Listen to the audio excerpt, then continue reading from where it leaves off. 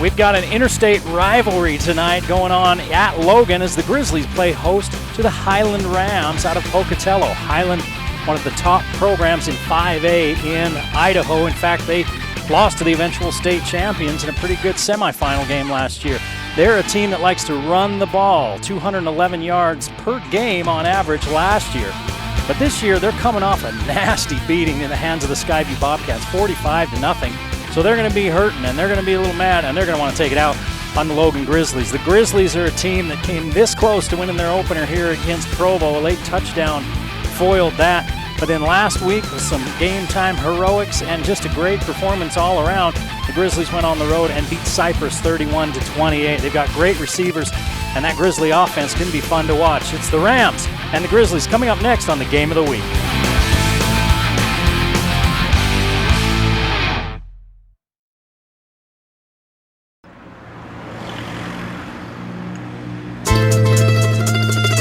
Oh man, those push-ups are getting hard.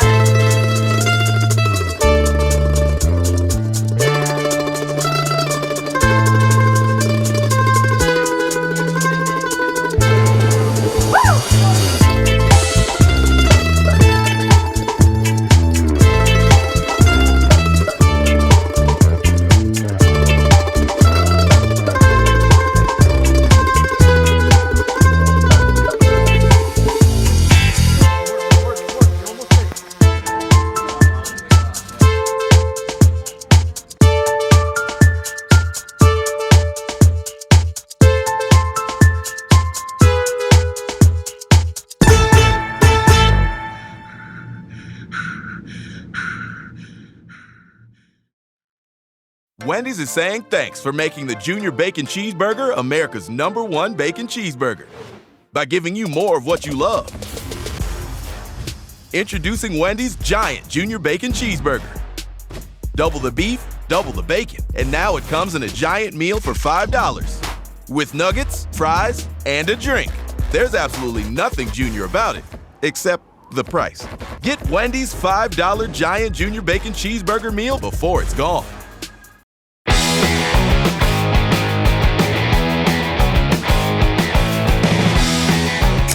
So Coach Bowen was asked about his team. They lost a lot of guys from a team that went 3-8 last year.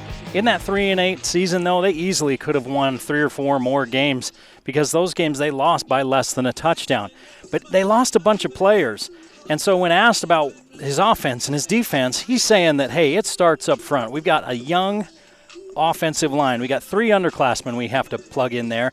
If those guys can get in the run blocking game, and if those guys can give our quarterback some time to throw, we could be in business because the receiving core for this team is very good. Jalen Sargent, the marquee player on the offensive side of the ball. So if there's time to throw for the quarterbacks, we could see some fireworks. On defense, that 3-3-5 defensive look, solid front 3, very solid back 5. Again, like their wide receiver core, and it's a lot of the same players.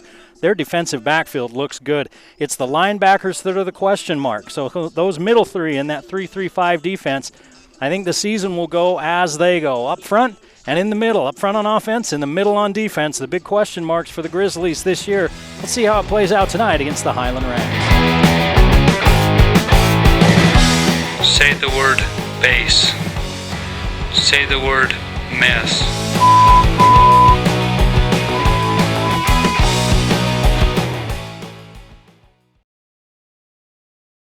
Bring back what you've been missing. Bring back Cache Valley Hearing and Audiology.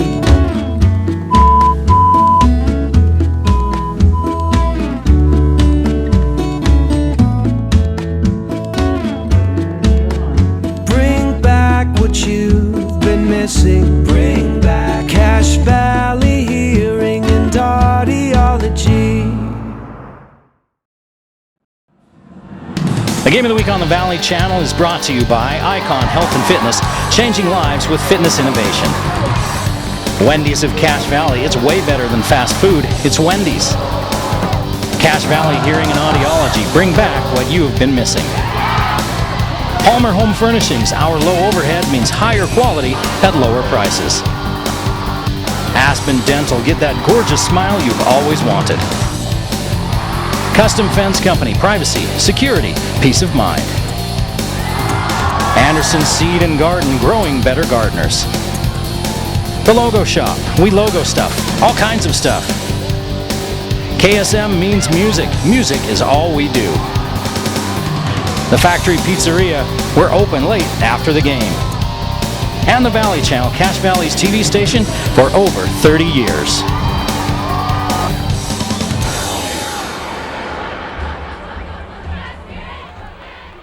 Hello and welcome everyone to the Game of the Week on the Valley Channel. I'm Eric Olson along with you tonight as we're at Crimson Field on the campus of Logan High School, where the Logan Grizzlies at 1-2 will take on a 1-1 Highland Rams out of Pocatello, Idaho. Highland's one of the top 5A programs up there in Idaho. They're 8-4 last year. Last year in week 2 they beat Ridgeline, and they've been coming, or they didn't come down here for that game. This is the first time they've been down to the Valley. They told me since in the early 2000s when they came down and played Skyview, in a game we always also did on the Game of the Week. And Taysom Hill was the quarterback in that game, and I remember thinking, "Gosh, this kid can play." That's back when he had a offer at Stanford and had agreed to take that one before he ended up changing that over to BYU. They lost in the 5A semis to Coeur d'Alene last year. They're in the High Country Conference with Rigby, Madison, and Thunder Ridge out of Idaho Falls. You know, last year they averaged 211 yards a game on the ground. They were a running team. Skyview held them to 58 yards on the ground last week, 154 total. Highland's going to be ready to play some football tonight, and they are big and they are talented. Logan, on the other hand, coming off a 3-8 season last year, 5th in Region 11. They were the 16 seed. They got to play a playoff game and won here against Ogden, then lost in the second round to Park City. 3 of those 8 losses were by 5 points or less. They averaged 25 points a game last year, but gave up 33. And this year, a lot of the talk is about the Logan defense. And hey, this is going to be a pretty good defense if the offense can catch up. And the offense led by Cody Kirk, the junior. He's a junior transfer, actually out of Ridgeline area. And one of the other players that they're really looking at is Matt Mason, who came from Payson. Mason from Payson has really added to their defense, 14.5 tackles a game, but he's slowly working his way into more time on the offense as a running back. So we'll see what we see from him tonight. Logan lost to Provo 14-7, lost at Stansbury 38-6, but then beat Cypress 31-28 last week. And speaking of Highland and teams won and lost, they lost to Skyview 45-0 last week. Their first shutout since as far back as I could see on the records, and I went back about 20 years. And they beat Thunder Ridge of Idaho Falls 38-12.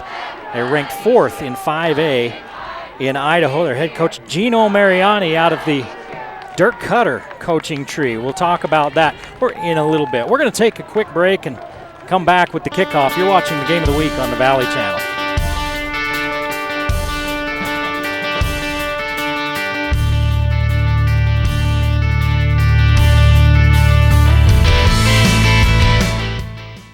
Nobody does bacon like Wendy's.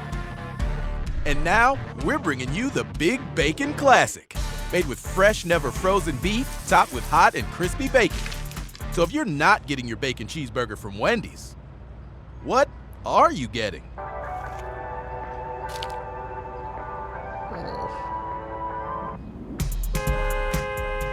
If you want bacon done right, we got you with the Big Bacon Classic.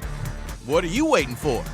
Moreno tees it up for the Grizzlies, and we're just about ready to get underway here at Logan High School on a warm September evening. Moreno with a short kick, going to bounce at the 10 and stay in bounds. And Logan, one of the players thinking they came up with it, but I'm not sure. Let's see. Now, they say no, that's Highland ball, but it's on the 15-yard line. That's where Highland will start. They've been going back and forth with quarterbacks. Jack Whitmer and Easton Durham taking turns playing quarterback. Let's see who it is. If it's 4, it's Durham. If it's 14, it's Whitmer. And it looks like it's Durham. It is Durham, and he's going to hand it inside. And a pretty good run on first down by DiMuzio. Caleb DiMuzio. Handoff to Caleb DiMuzio. Picking up about 7. Gain of 8 on the play. Tackled by number 24. And that's what Highland wants to do. We mentioned Taysom Hill. We mentioned Dirk Cutter. There's quite a list of dignitaries of alma maters from this school. Dirk Cutter, Merrill Hodge, Taysom Hill, all of them from the Highland tree. Cutter played there and then he coached there for years. His dad coached before him. As Durham keeps it, picks up 4. And a first down. Short game play, brought down by Cam Cotter. But this Highland team, Gino Mariani, he played up at Idaho State and he coached with the Cutters there, and he ends up being the head coach here. He's been the head coach here at Highland for close to 20 years. They use a lot of the same concepts and terminology that Dirk Cutter and his dad plugged in, and the same offense that, going along with astronomical talent, made Taysom Hill a star. 4 yards on first down to DiMuzio. Gain of 4 on the play, brought down by Tavani Lane. Second down 6. For Logan, they really feel like they have something in their defense. Running that 3-3-5 look. They feel good about their front 3 and their back 5. That's the middle 3 that they're hoping can take a step to make them into a really special defense. Durham with the throw across the middle. 5 yards, and it's 3rd and 1. Brought down by Gage Atkinson. 3rd down 1. Schumann with the catch.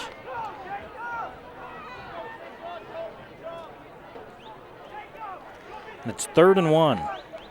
Watching these two teams warm up, Highland is big. They've got some hogs up front. Durham's going to give it to DiMuzio. He breaks 1 tackle and then surges forward for 4 yards and a first down. Nothing special, and DiMuzio's got 3 carries, 15 yards, and it's another Highland first down.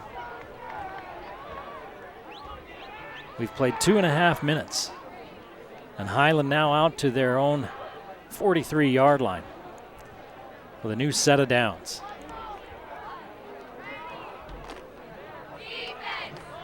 Durham's going to roll out with players in his face. Hit as he throws his big tight end coming across.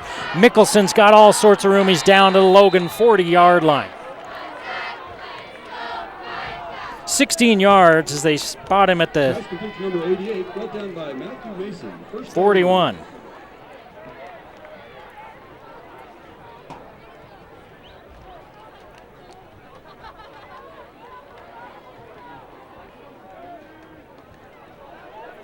Now Highland in business on the Grizzlies side of the field. Mickelson, the tight end to the near side, 3 receivers to the far side. They're going to give again to DiMuzio. DiMuzio's got a big hole, and he's inside the 30. DiMuzio on the handoff. 14 yards for DiMuzio. Huge hole for him up front. First down Rams. 31 yards rushing on this series. The opening series for Highland, they only had 54 yards rushing the entire game last week.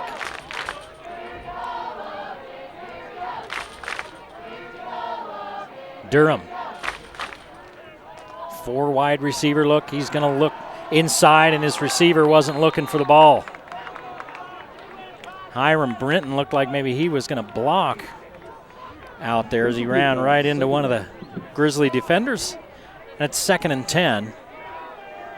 And for the first time on this drive, Highland's behind the sticks.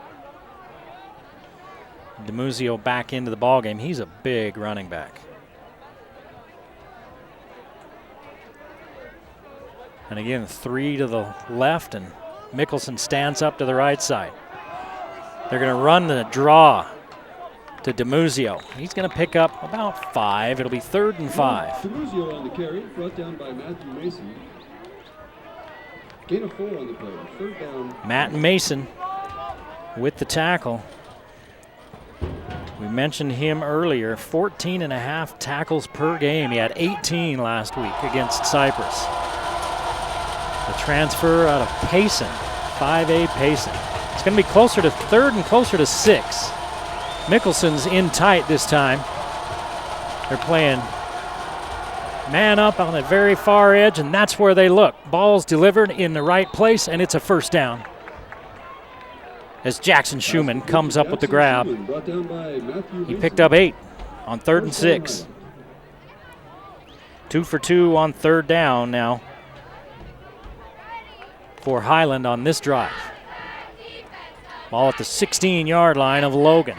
7:20 to play in the 1st quarter, as this drive has chewed up nearly 5 minutes. Now Mickelson splits short side of the field, which is the left side, and 3 receivers wide. DiMuzio in the backfield as Durham decides to keep. He pitches back to DiMuzio, who's got the edge. DiMuzio cuts inside, touchdown. Pitch to DiMuzio, and that's touchdown for Highland. Option run to perfection by Durham. DiMuzio with the 16-yard touchdown run, and it's 6-0 Highland.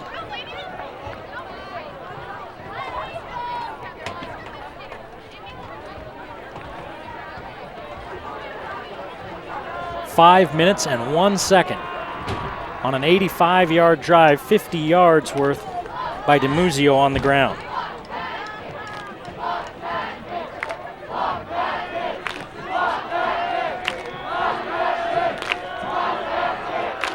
Hershey on for the PAT, and it's good. 7-0 with 6:59 to play in the 1st quarter. Highland strikes first.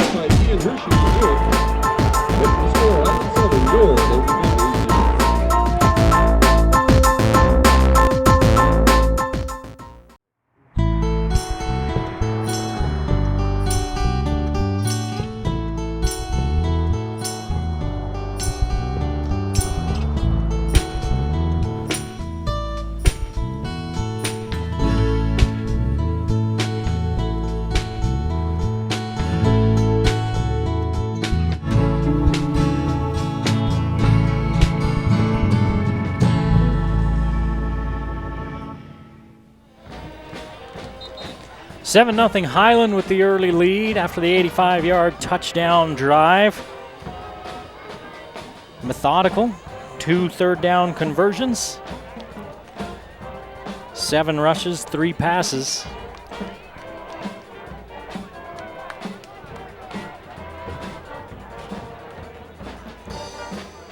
And Highland leads 7-0.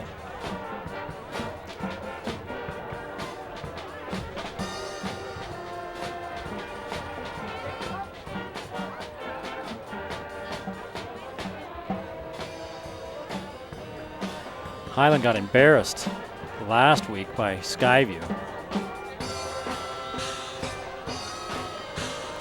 They were able to stop Skyview's running game early, but couldn't stop the pass. So we'll see what Cody Kirk and the Logan offense can do against Highland, if they come out slinging it, or what the game plan will be.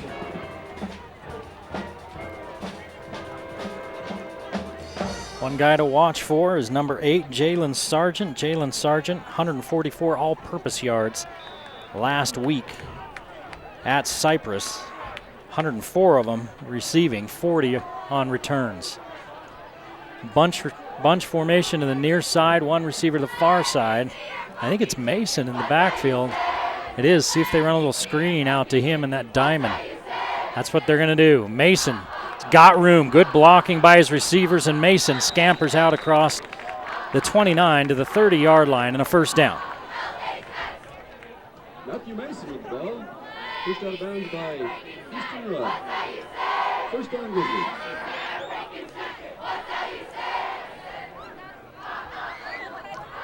Ten yards and a first down, and Mason back in the backfield with Kirk. And now 2 by 2 for the receivers. Kirk unloads. Sargent's got a lot of room ahead of him, and he pulls it in.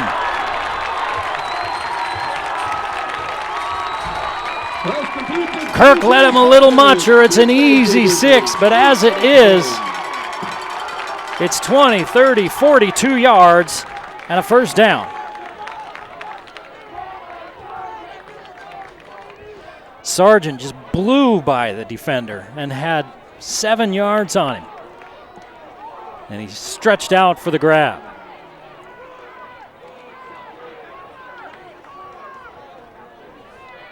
Mason in motion. They're trying to get him around the edge, being pursued and thrown down. And a flag comes out. They're going to call a horse collar tackle on Cody Colvin. He had Mason around the back of the pads, and if he was inside the pads, they're not messing around the last 2 or 3 years with that call. Even if it just looks like it, they're calling it.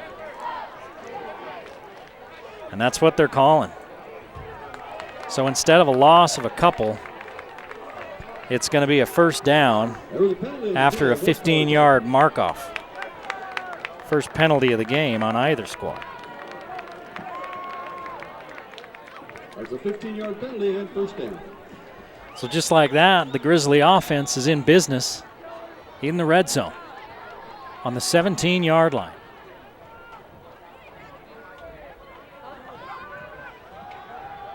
They're going to give to Mason, and he's going to pick up a yard. Mason with the carry, short gain on the play. He sent Trujillo in motion. I'm taking a look and seeing what your defense is doing with that motion going around. And now Mason will come off the field.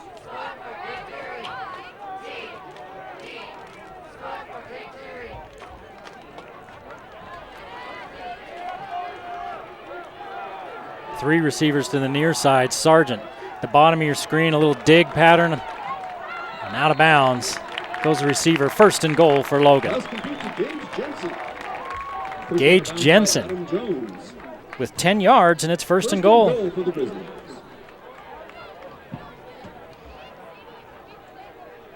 Cody Kirk, this junior, looking sharp here early.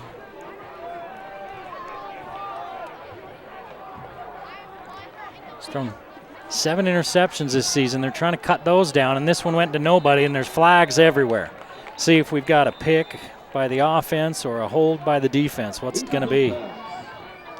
They're running these groups with the receivers out there. Man, it's hard as a defensive back. These guys are coming off, and they've got an ineligible man downfield on Logan.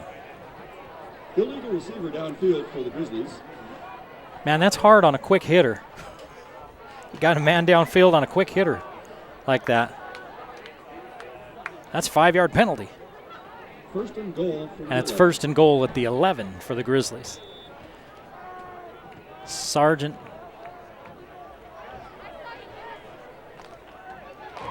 And Jensen to this side. Trujillo in motion. Now he's inside. And the give up the middle. Down inside to the 9-yard line.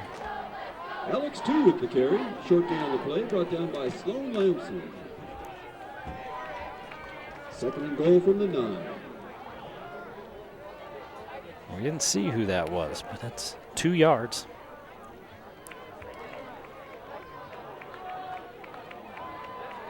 I think it was Alex 2. Second and goal from the 9. 2 motions out of the backfield, screen. Here comes everybody. Great blocking out in front. Touchdown, Logan. No flags. Kellen Roper with the grab and the run. Well executed by the Grizzlies. They opened the gates and the Rams came running through. And there was all sorts of room in the middle.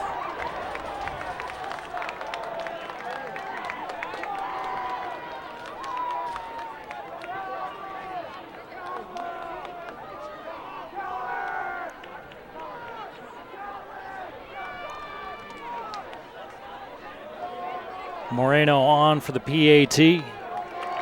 It's up, it's good. We're tied at 7 with 5:03 to play in the first quarter. Got a good one in the early going here at Logan.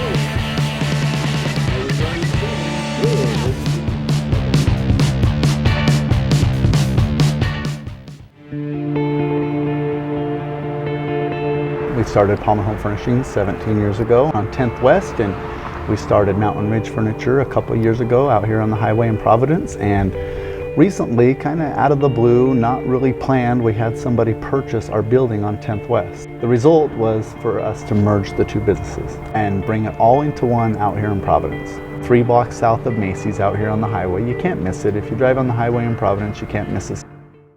Kellen Roper, the tight end, with the 9-yard touchdown grab as the Grizzlies call the screenplay on 2nd and goal from the 9. And it worked to perfection, and the Grizzlies tie it up. Took them a minute and 56 seconds. 42-yard pass play from Kirk to Sargent, the key play on the drive. This one's going to be kicked by Moreno down to the 5-yard line. Returned out to about the 23. Kickoff return by number 31, by Adam Jones, and that's where Highland will take over. Cody Kirk was 4 for 4 for 71 yards and a touchdown on that drive. Only 2 rushing plays. 6 plays.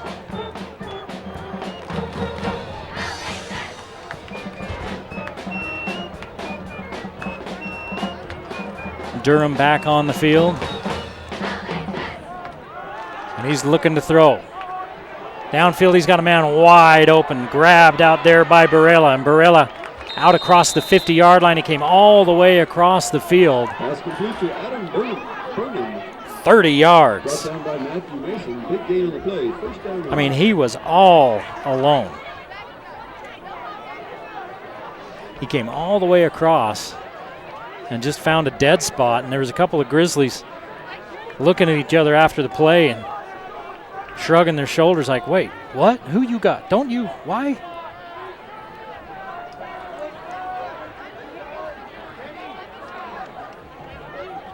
DiMuzio's going to carry.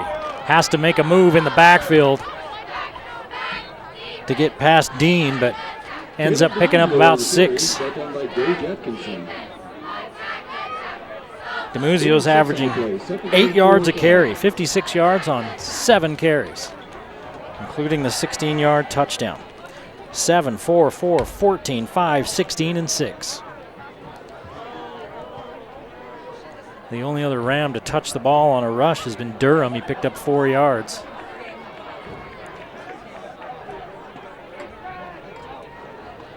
They're going to flip it inside to Schumann. Schumann has the edge, turns the corner, pushed out of bounds after he gets the 30-yard line, a 10-yard gain. Schumann pushed out of bounds by Joshua Thompson. First down, Highland. So Highland running like a clock, man, tick, tick.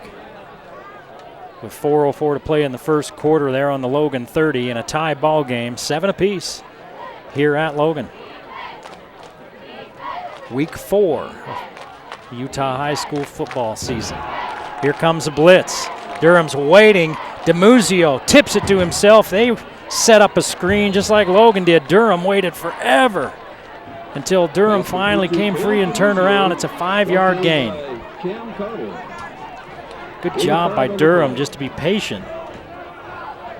Second down. And it's 2nd and 5.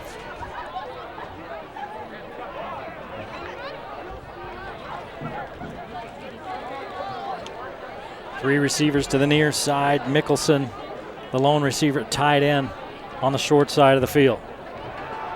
They're going to throw the little swing pass out to Parrish. Parrish in space, stepping out of tackles, spinning around and being forced down at about the 5-yard line, a 20-yard gain. Big gain on the play, brought down by Cam Carter. First and goal, Highland. 5 different receivers have caught a pass from Durham. He's 6 of 7 for 84 yards. First and goal at the 5. 3.5 to play in this first quarter.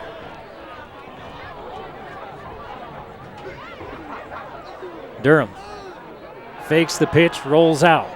Looking for something, and he goes down. The official was almost screened out of there, but Durham got caught. And is it Tupelo? Brought down by Kamani Lang. It was not. It was Kamani Lang, the sophomore, with the big loss of 15 yards.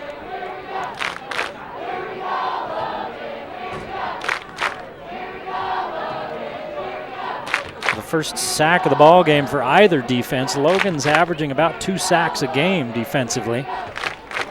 And it's 2nd and goal at the 21.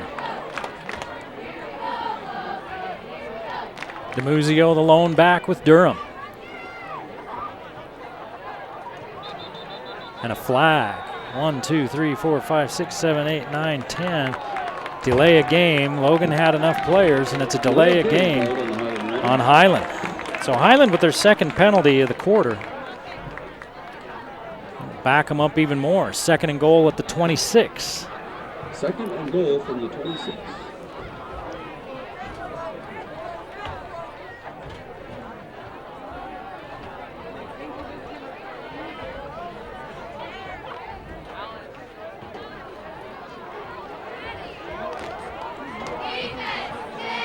Barella's the lone receiver to this side, and DeMuzio's in the backfield.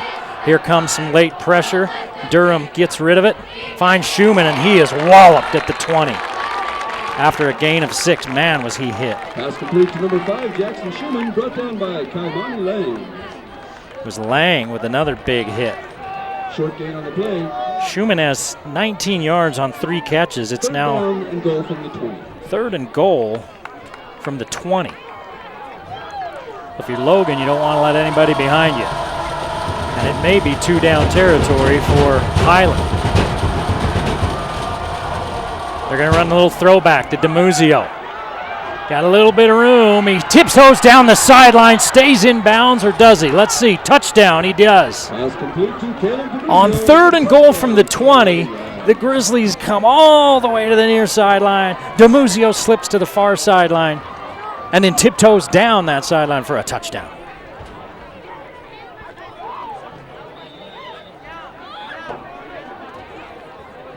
.110 yards on 8 of 9 for Durham. And a touchdown.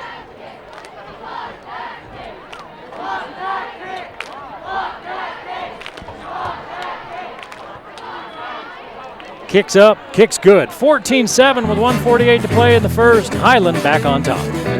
Good with your score. Highland High 14, your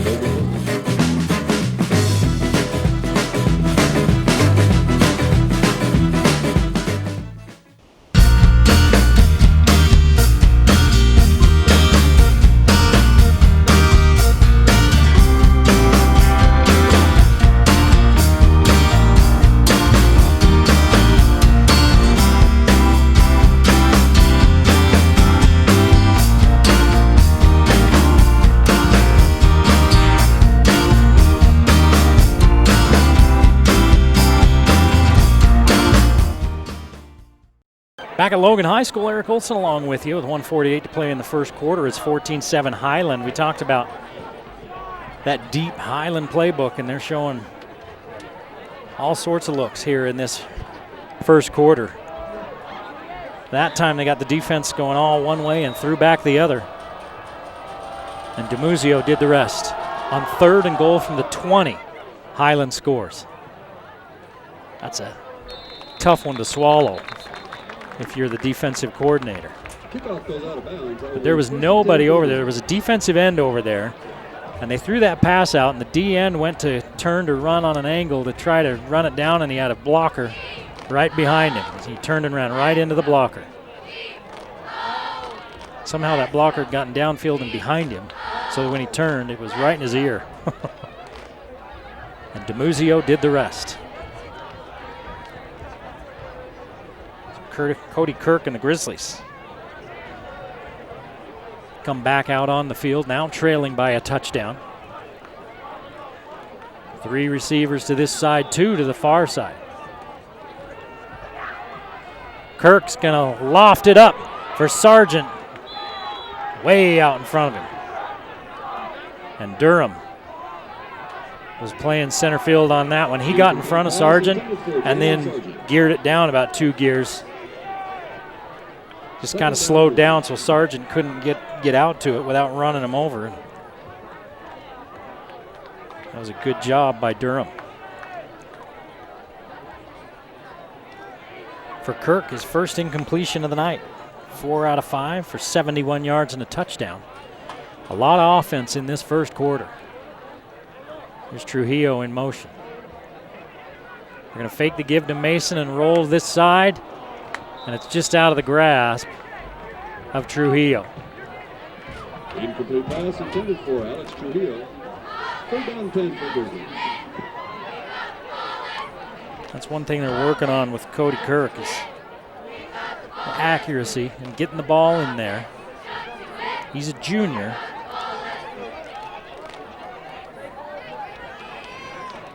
And that time you saw he was just, he was on the move. You know, he's rolling to his left and having to throw out in front of him, but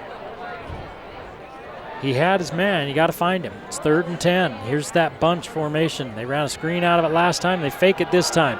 Go up top to Sargent, and it's broken up. And Sargent's looking back into the sun. I don't know if he knew where that one was. Broken up by Jones. Broken up by Adam Jones. 3 and out for Logan.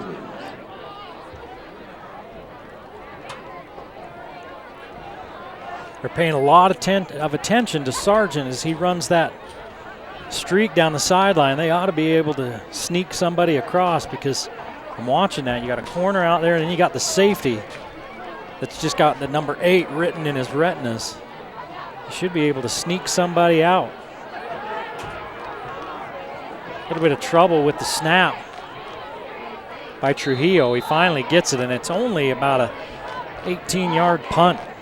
Punt is down at the 46-yard line. It's the 46-yard line, and that's where Highland takes over with a 14-7 lead, 1:22 to play in the first quarter. A first quarter that has been entertaining, but long because of all the scoring. 3 touchdowns, a lot of passing, a few incomplete passes. In fact, Kirk was 4 for 4 before that series. Here's DiMuzio on the delay. DiMuzio still running out to the 40-yard line. 14 yards, first down Highland. Hand off to DiMuzio. DiMuzio's got 70 yards rushing. He may get 200 yards rushing tonight if he keeps running like that. They are opening holes for him. And he is running through people. He is a big running back.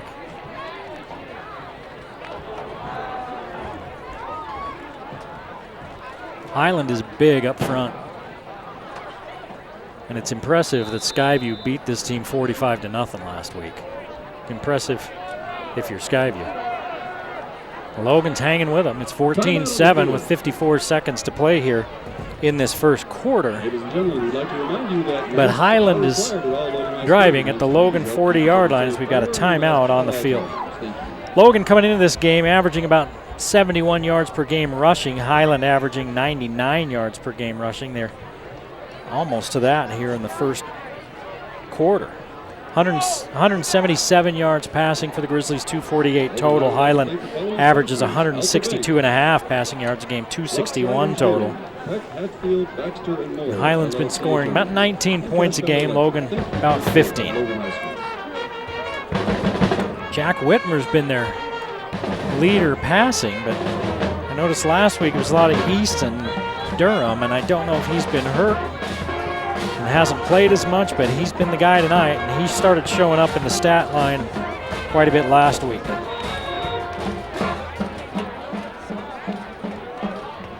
First and 10, they're going to run a little screen out to the edge. And Jackson Schumann's getting a lot of work here in the early going. He's got 6 yards as he kept going. He had a guy around his ankle, and nobody came over to finish him off. And Schumann's got 25 yards on 4 catches. Durham is 9 of 10, 116 yards and a touchdown. A lot of little short stuff, and then guys doing the job after with yards after catch. Fake the toss, give to DiMuzio. Boy, they sealed that off, and he's got another huge hole. You don't have to be a big bruising runner when you can just run right down an alley. First down, Highland. I think Logan's going to take another timeout. 16 yards for DiMuzio. He's at 86 yards rushing on 9 carries in the first quarter. Durham's got 116 yards. And this is a Logan defense that, yeah, they gave up a lot of points last year, but this year they've been pretty solid. And Highland is just doing whatever they want. 8 seconds to play here in this first quarter.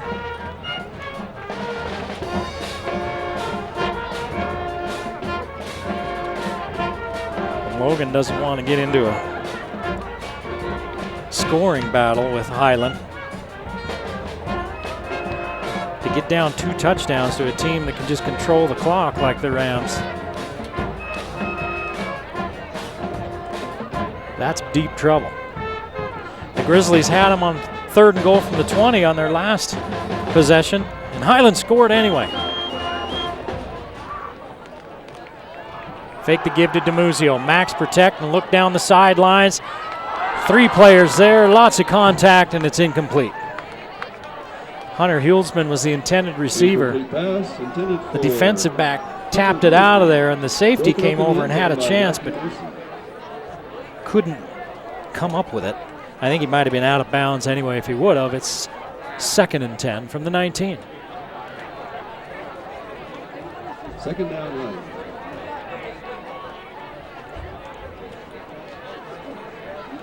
Again, DiMuzio on the backfield, Mickelson back there with him as well.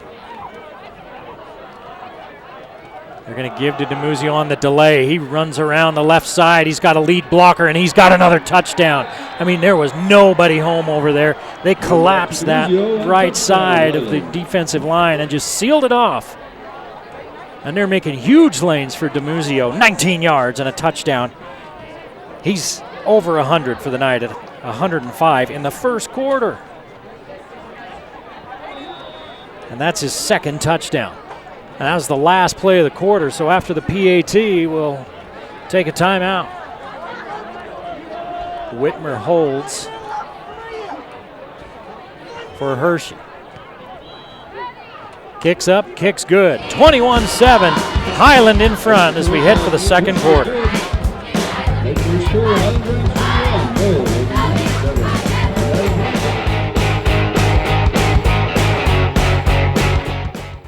Bring back what you've been missing. Bring back Cache Valley Hearing and Audiology.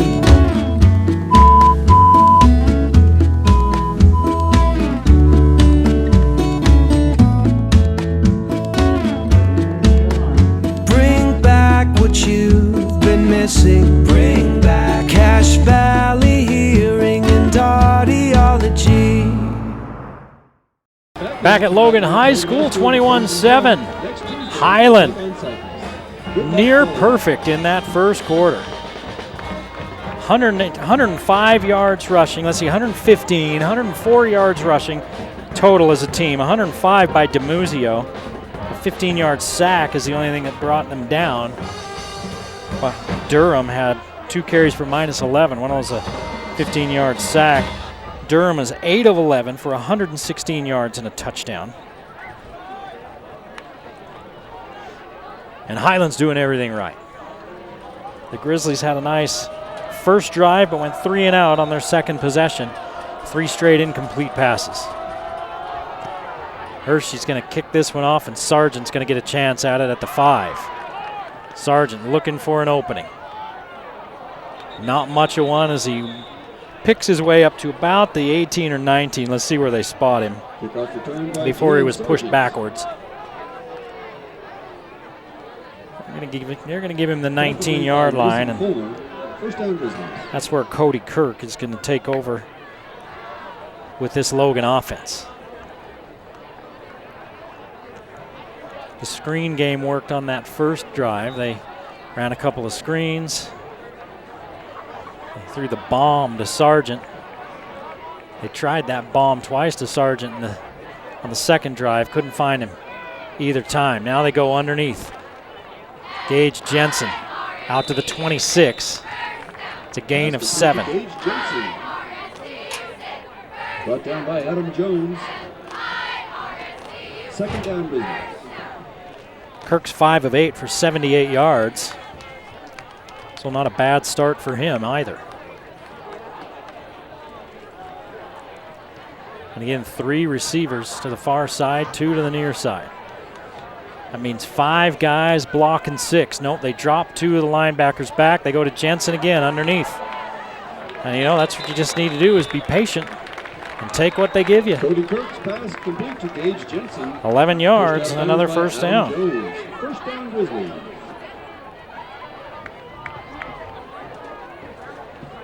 They're worried about that stuff over the top, and you ought to be able to dink and dunk all night long until they start creeping up. Then you take a shot again. You just have to be patient. 5 wide once again. Kirk throwing it, whoa, through a tight window. Was that Jensen or was that Sargent? 12 yards. Sargent caught it. And I don't know how Kirk got that one in there. 101 yards now for Kirk.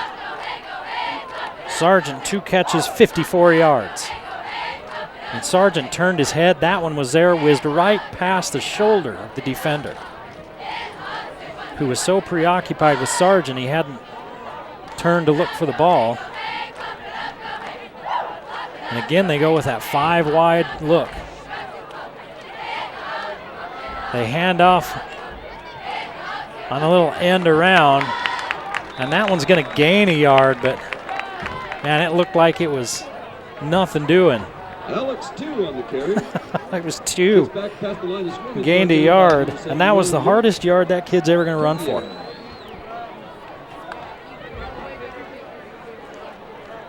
Second down business. I think he got hit by every player on Highland's team and the team bus. 2nd and 9. Kirk delivers, and it's a catch short of the first down. That's complete to Gage Jensen. But Gage Jensen picks up 8. Third down 1 for the Grizzlies. It'll be 3rd and a yard.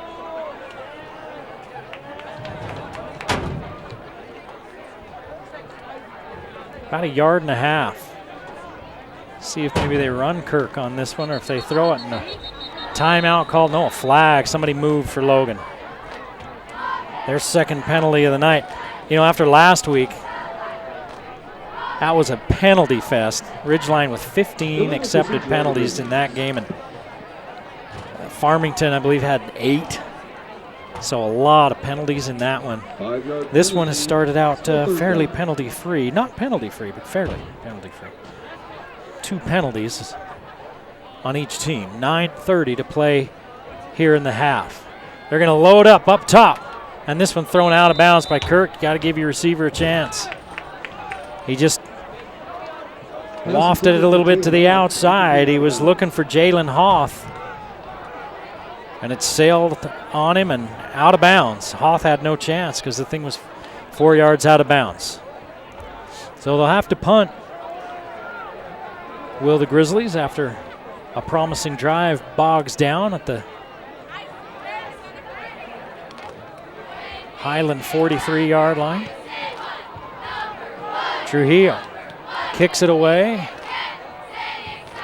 Takes a good bounce and rolls down to the 5-yard line. 43 yards on the punt. Alex Trujillo's punt is down to the 5. And Highland leads 21-7. They'll take over at their own 5-yard line. Got a big game going on the other side of the mountain tonight. Box Elder and Bear River. One of the hottest rivalries in the state going on over there. No score in that one yet that we've heard of. Morgan's beating Green Canyon at home 13-0, and Bonneville leads Mountain Crest 7-0. Both those games in the early going. We got a new quarterback in there. It's Whitmer. And off to Caleb DeMuzio. Whitmer hands it off to DeMuzio. He picks up 5. And now Durham back in. Now Durham runs off. So Durham plays both ways. And Whitmer's played a lot this season, so why not? Whitmer, the junior. And the way they've been running the ball, they're not asking a ton of Whitmer, but he's back to pass now. And he throws it just wide of Hunter Hulsman, who got a hand on it. But it'll be 3rd and 4 after the incomplete pass. See if they bring Durham back on for 3rd down. No, they're going to keep Whitmer in there and get him some reps. Again, they're controlling the line of scrimmage. You got a back that's averaging about 8 yards a carry. You just turn and hand it to DeMuzio, right? And that's what they do. DeMuzio has an opening, has a 1st down, out to the 22-yard line. Check that. He's out to the 18-yard line. 6 yards on 3rd down.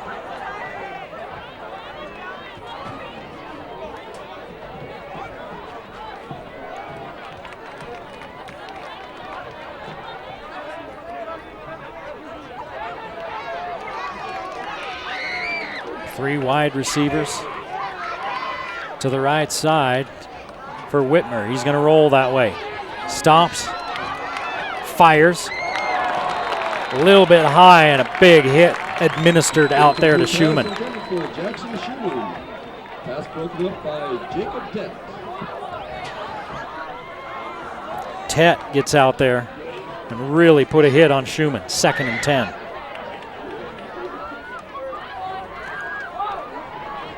Whitmer on the season, 22 of 31, 235 yards, 71%, 162 yards a game. 4 touchdowns and 3 picks are his numbers as a quarterback. And they're going to throw that little screen out there to Schumann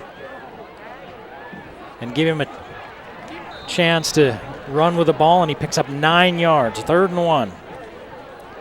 It also gets Whitmer Number 5, Jackson Schumann. Jalen Sargent on the tackle. Reception. Sees the ball caught, might heat him up a little bit. Oh, they're going to say it's a 1st down. Okay. 1st down, Highland.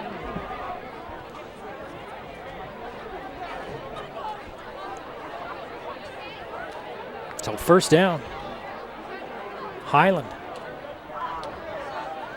And Whitmer stays on at quarterback. DeMuzio behind him. He's in that little pistol look. They're going to run the option, pitch it out to DeMuzio. He's got the edge. He's got the 1st down and more, and a flag in the backfield back at the 29. So hang on. Holding on Highland.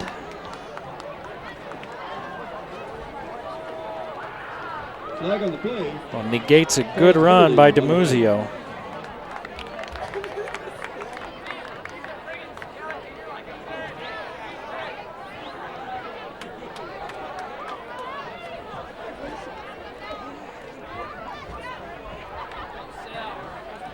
And now it's 1st down and 17.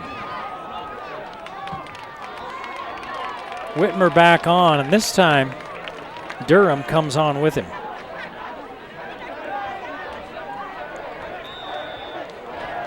And Durham's going to split wide to this near side. He's listed as a quarterback, wide receiver, and DB. They're going to throw to Durham on the little screen, and there's nowhere for him to go. He's taken down back at the 16-yard line, a loss of 4. J.J. Sargent in there. Second down, 17 for the Rams.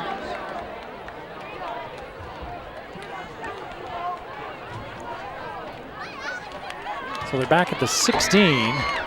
Oh, they spotted him clear up at the, he spun backwards, so he did catch it and get forward to about the 18. They've got to get out to the 37-yard line, so they need about 19 yards for a first down. It's second down. Demuzio's going to split out. Whitmer over the middle, up in the air and falls incomplete. 3 people had a chance at that. Now Whitmer put some mustard on that hot dog. Whizzed right through everybody as the sun Third down 20 for Highland. Goes down here in Logan. The field completely in shadows, and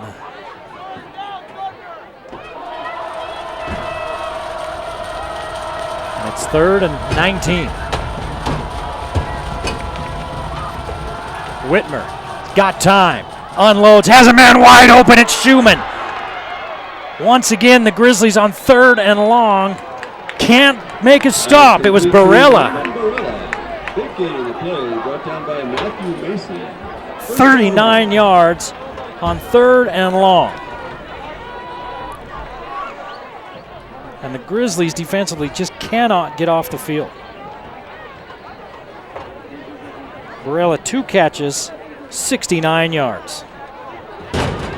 And Highland 5 of 5 on 3rd down.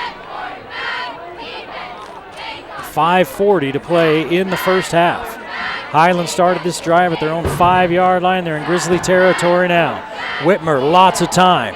Underneath, and this one through the hands of a would-be defender. And he flashed in front of the receiver, who lost it as well. And it's incomplete. Whitmer is 3 of 7 for 44 yards.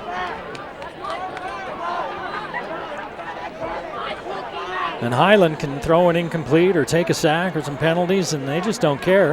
Because on 3rd and forever, they'll pick up forever and 1. Logan has not forced a punt yet tonight. Mickelson in the ball game, flexes out to his right. Here comes pressure. Whitmer gets out of it, looking for an opening. There is none. And he's caught clear back at the 48-yard line, a 5-yard loss and another sack for the Grizzlies. Big loss on the play.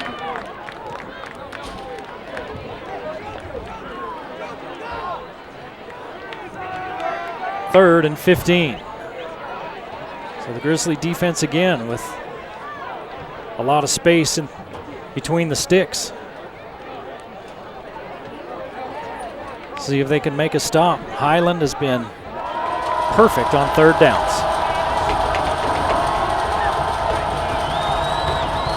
Whitmer still your quarterback. He's been this whole series. He's going to flare it out to Demuzio. Demuzio does not have anywhere close to the room for a first down. He picks up 3. And the Grizzly defense makes a stop. Gage Atkinson and JJ. And they feel good about it, because it's the first one they've been able to make tonight. 4th down line. 4th down and 13. Demuzio in the backfield in front of Hershey, the punter. He's kind of flexed out to the right. Hershey with that rugby-style kick, high kick. And it touches one of the Rams. Looks like it hit Jones and then popped back to about the 12-yard line. That's where Logan will take over after the first punt of the game by Highland. It's 34-yard kick. With 3:49 to play in the first half, Logan trails 21-7. They were 3 and out on one possession. They scored on their first possession to make it 7-7 after Highland marched downfield. They were 3 and out on their next possession. Highland scored. Logan had a drive going that stalled. Highland scored. And now we're back Logan again. A lot of contact with the receiver and the DB got there at the same time, and it's an incomplete pass. Number 4, Easton Durham. Durham breaking it up. 2nd down Grizzlies.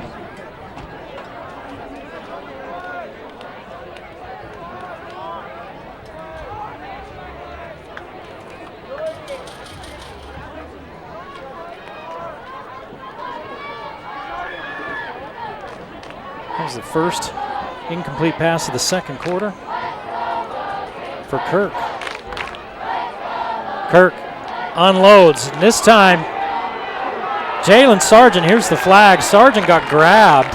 He came out of his break, and Easton Rudd just kind of hung on to him around the waist, kind of spun him a little, and the back judge watched it for a minute and then pulled the flag.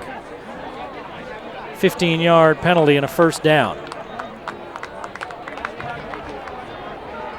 I think the official was looking at it, trying to decide if Sargent just kind of tripped up coming out of his break or if he got grabbed, and it looked like Rudd kind of reached out and got a hold of him just enough to kind of spin him, just half spin him.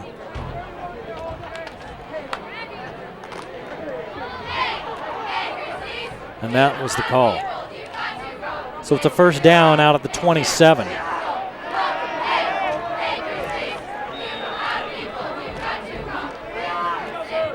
See if they run a little screen this way. That's what they show. That's what they're going to do. Jensen picks up a couple. Pass complete to Gage Jensen. Brought down by tunnel Mason screen.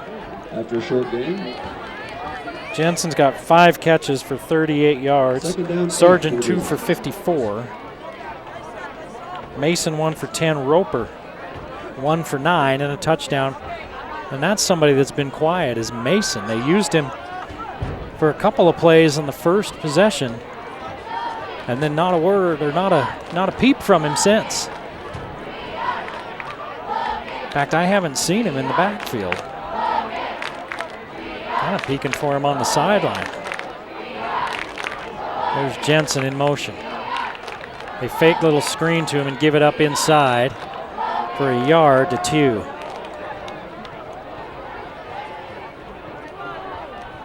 Alex 2 with the handoff, brought down at the line of scrimmage.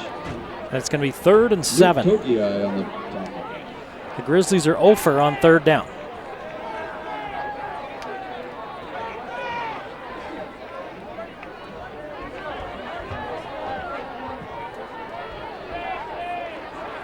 Kirk on a little comeback pattern to Jensen. Jensen out to about the 46-yard line.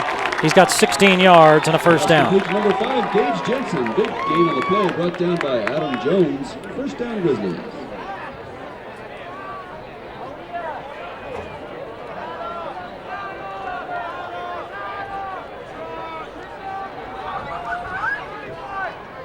So now Sargent and Jensen match each other with 54 yards receiving. Jensen's done it on 6 catches. Sargent's done it on 2. 2:21 to play in the first half. Logan trying to get a score before halftime. They run a little wheel pattern, and Kirk throws it behind the receiver. They ran a little receiver coming inside and then somebody wheeling out behind it. Not sure how that one's designed to go, but if they hold that one a step or two longer, you've got a receiver running down the sideline and a safety that was way out of position. See if they come back to that later. Kirk in trouble. Steps up. Oh, his head's twisted around nasty, and down he goes. Cody Kirk brought down to the backfield. 4-yard loss. And it's 3rd down. 3rd down, Grizzlies. Highland with their first sack of the night. They average 3 sacks a game. You know, they've been rushing 3 and 4. They haven't really been sending a lot of pressure after Kirk. He stepped in there, and that's the first time he's hit the deck. Comes with 1:45 to play in the first half. Kirk unloads again. Sargent's out there. Sargent's got it.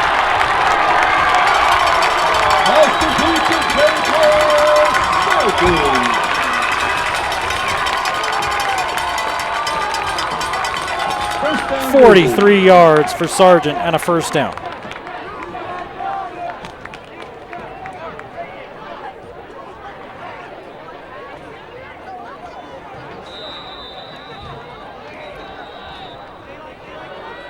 And they convert on back-to-back third downs after not getting one Ladies and gentlemen, the entire first half. With 1:28 to play in the first half, Logan takes a timeout. They got the ball on the Highland 15-yard line. They trail 21-7.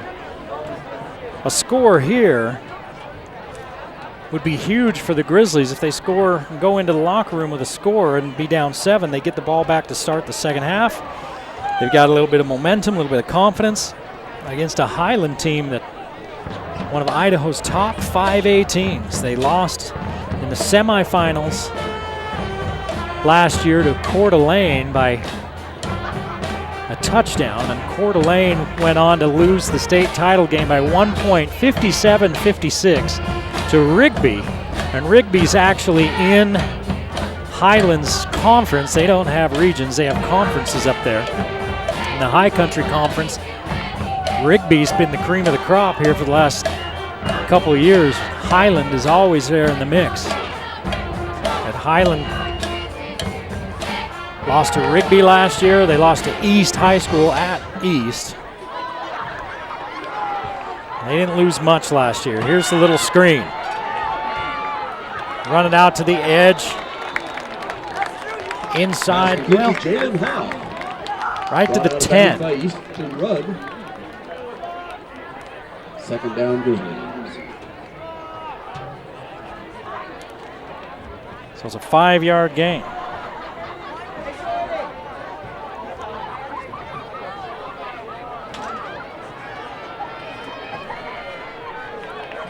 Kirk has trouble with it. Throws to the end zone. They're fighting for it, and usually the tie goes to the offense.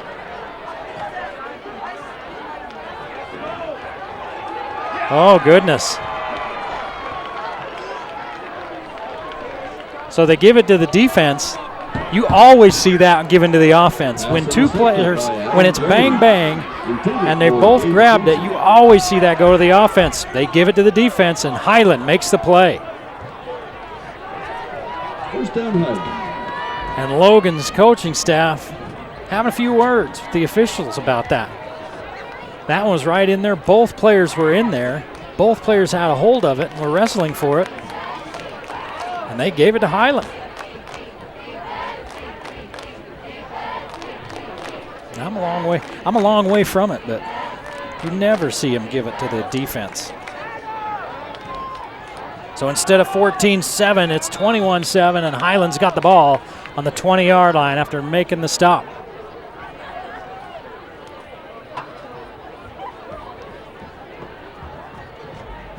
See if it's Durham or Whitmer back in there at quarterback. It's Whitmer.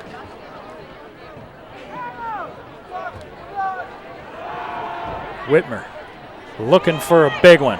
Down the middle, has a receiver, and it's stripped away at the last moment. Boy, Whitmer put it right on him. And it got stripped away by the defender. Broken up by Joshua Thompson. Thompson stripped it out of there.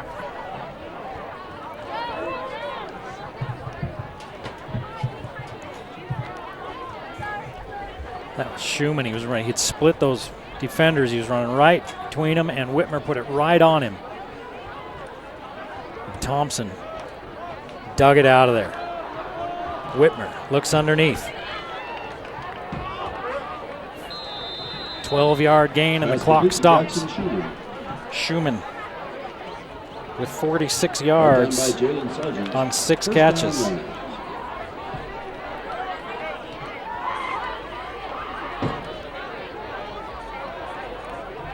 Under a minute to play.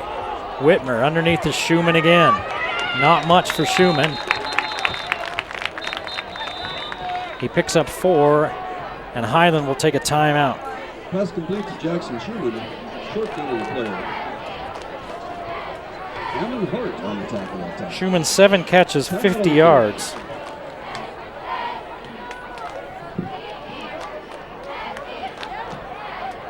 .179 yards passing for the two Highland quarterbacks here in this first half. There's 46 seconds to play in the first half. Highland has 2 more timeouts left. 2nd and 7 when we resume play. But the Grizzlies miss a golden opportunity. They threw the little back shoulder pass in the end zone. I think they were looking for Gage Jensen. The defensive back was right there with him. Jensen turns. They both are grabbing at the ball. And the defensive back and Jensen both fall to the ground fighting over it. And they gave the ball to the defense. Again, it was official a lot closer than I was, but you never ever see him give the ball to the defense. Whitmer on 2nd and 7.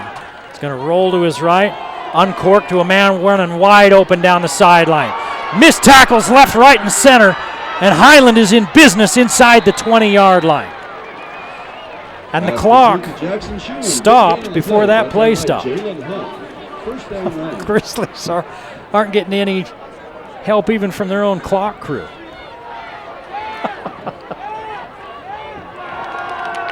"45 yards.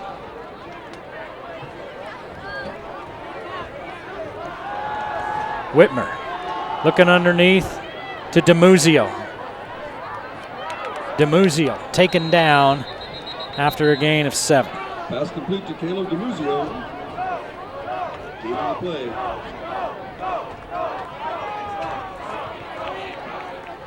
There's a flag on the field. You got a flag out there. Let's see what the call is. Holding is the call against Highland. Holding on Highland. So that negates the 7-yard pass play.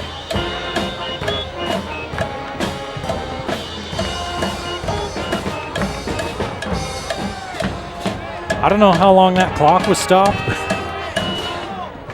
but as I'm watching that receiver run, I turned to look at the clock real quick, and it stopped at 33, and it stayed stopped long before the runner went down.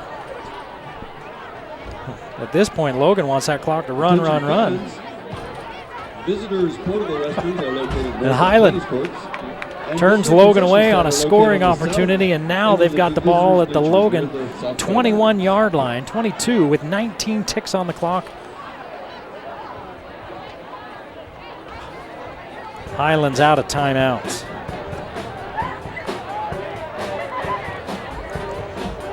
That was Highland's 5th penalty of the half, 3rd of this second quarter.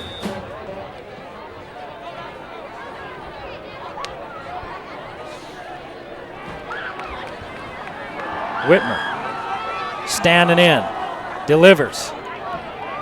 Down to the 6. The clock stops with 12 seconds to play. Pass complete to Easton Durham, brought down the 4-yard line by Jacob Tett. 1st and goal, Highland.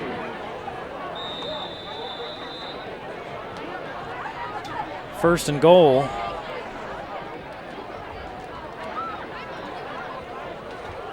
What's going on now? Stop the clock. They're at 7 seconds. They spiked it. I'm looking down at doing my stats here. One of the hazards of doing your own stats. That, and really, I don't know any math. I'm just making up numbers. 6, 21, purple. 7 seconds on the clock, 1st and 2nd and goal at the 5. I think Logan's going to call a timeout. Yeah, Logan defensively calls a timeout. So Highland's gone 75 yards in just over a minute. A 45-yard pass doing most of the damage.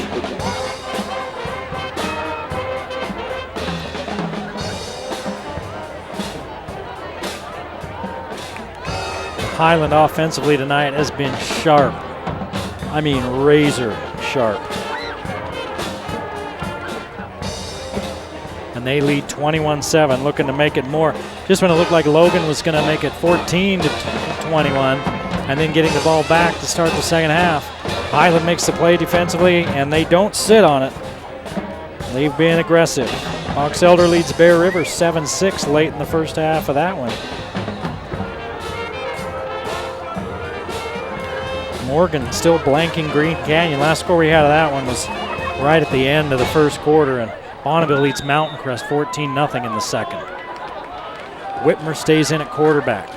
That's Durham, who comes in motion. Whitmer looking back against the grain, and he's in trouble. He goes down with 1 second on the clock. Are they going to say he got out of bounds? That didn't look like he got out of bounds. And he did. And he loses a few yards, loses 4, and that gives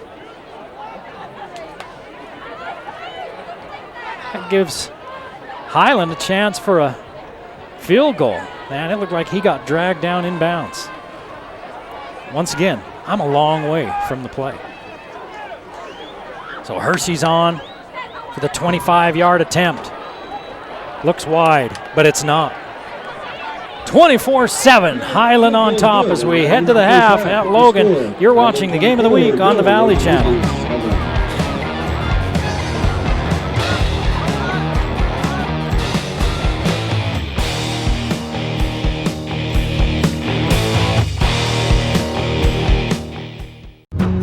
Talent is important in every sport, but when you get on the field, it's who wants it more, who's willing to work harder for it. And that's what I love about it. He was about 5 years old, and we went to a little routine eye check, and it turns out that he couldn't see with his left eye at all. You know, your eyes are a pair, they're a duo, and amblyopia comes in when one of them gives up. One eye is so much stronger than the other that the weak eye stops working, so you have to strengthen it. I had wore a patch on my eye to school every day, and I just felt not as good as everyone else. I would come home and I'd cry sometimes because I was the freak of the school. There were times when I got so angry on his behalf. How can these other kids treat you this way? But it made me realize it's not that everyone's better than me, I just have to work harder than everyone. I needed to keep going until it made my eye stronger. So I wore that patch every day for 5 years, and when I finally got to take that patch off for the last time, it had made me a completely different person. But I still struggle with depth perception, things that come naturally to other defenders on the field, I have to work for. I was going to the gym and I was a much stronger player. I was no longer the guy getting pushed off the ball, I was the guy bodying people. For technical ability, he's off the charts. He's an absolute winner, always gets the job done. When you're fighting, you're struggling, you're working hard with your team, you're putting forth everything that you have, and then when you finally put the ball in the back of the net, it's the most beautiful feeling in the world. If you work hard at something, you can be successful. You can beat the odds. You just can't give up. My left eye gave up on me, but I didn't want to give up on my eye.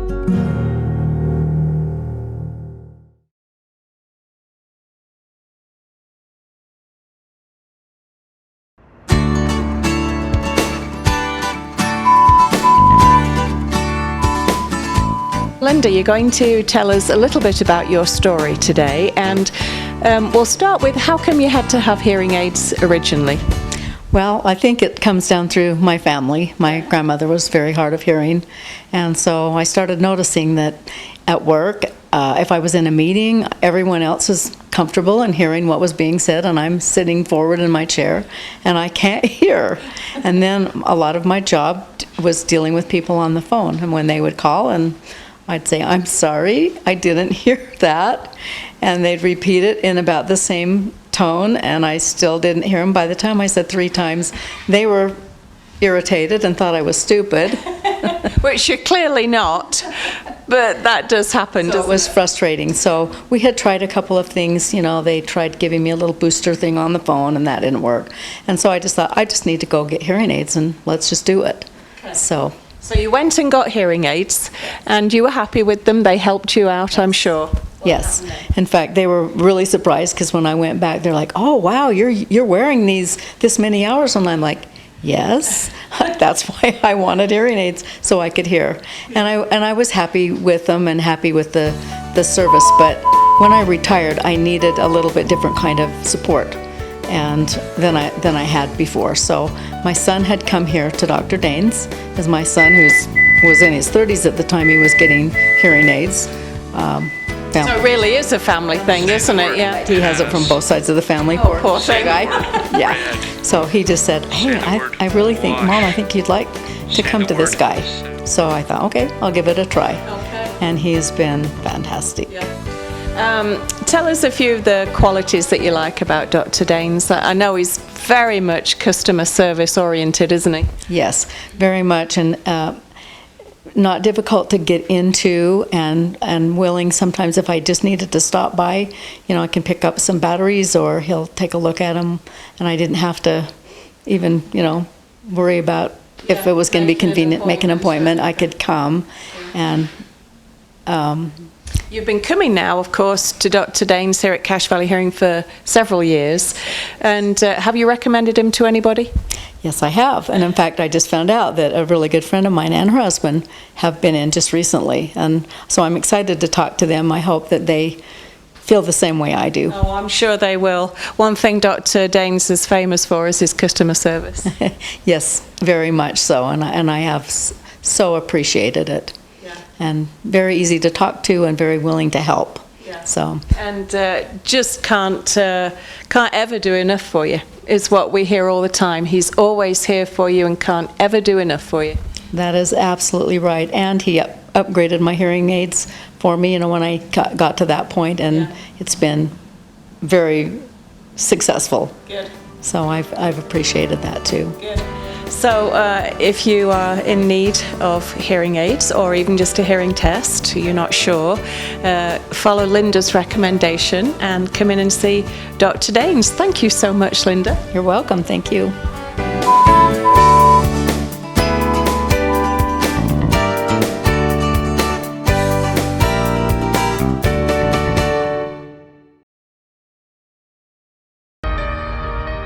I have been up and down with my weight for my whole life. I've always wanted a body that looks like something very specific in my mind. Even when I was at my best, I never got there. Today we're hitting the Fusion. Over the last 3 months, I've lost 33.5 pounds of fat working out on the Fusion CST. I can do a 30-minute workout, and I have done cardio, strength, sweat my ass off, and I'm done for the day. I'm your iFit trainer. Let's work. It honestly felt like somebody was in the room encouraging me to push harder. We're going in 3, 2, 1, let's go. It felt like this person's attention is literally on me right now. Who wants those abs? Who wants to And I'm going to push myself to not let them down. We're hitting everything right here. I never thought I would have abs. I look in the mirror and I'm like, oh, there's a couple of abs. Nice work. I always had a vision of what I wanted my body to look like. I've achieved that now. And that makes me feel incredibly proud. Thanks to Nordic Track. The Game of the Week on the Valley Channel is brought to you by Icon Health and Fitness, changing lives with fitness innovation. Wendy's of Cache Valley, it's way better than fast food, it's Wendy's. Cache Valley Hearing and Audiology, bring back what you have been missing. Palmer Home Furnishings, our low overhead means higher quality at lower prices. Aspen Dental, get that gorgeous smile you've always wanted. Custom Fence Company, privacy, security, peace of mind. Anderson Seed and Garden, growing better gardeners. The Logo Shop, we logo stuff, all kinds of stuff. KSM means music, music is all we do. The Factory Pizzeria, we're open late after the game. And the Valley Channel, Cache Valley's TV station for over 30 years.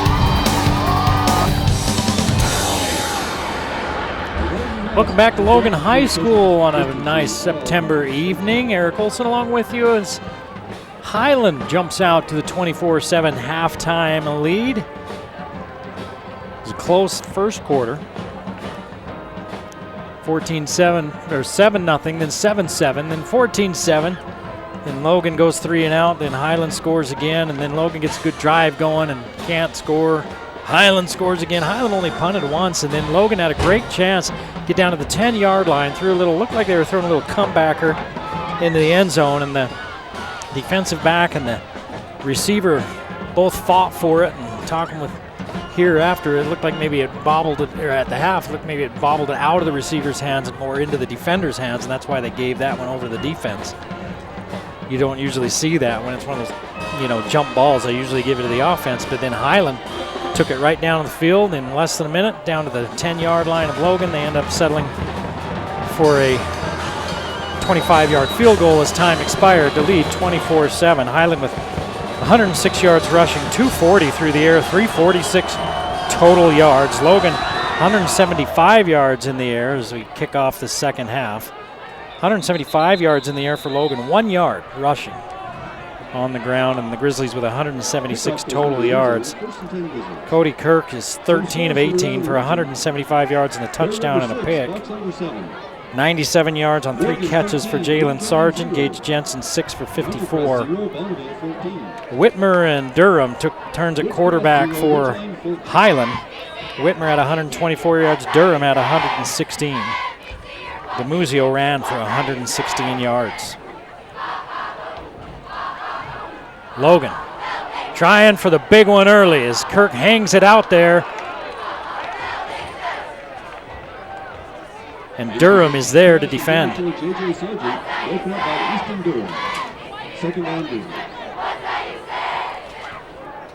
Sargent has to kind of slow down for it. Kirk hung it out there. And Sargent, as he had to slow down, that gave Durham a chance to turn and knock it away. 2nd and 10. Logan cashed in on that play. Her first, second pass of the game. Now Kirk's in trouble. Scrambles out, downfield for nobody. He had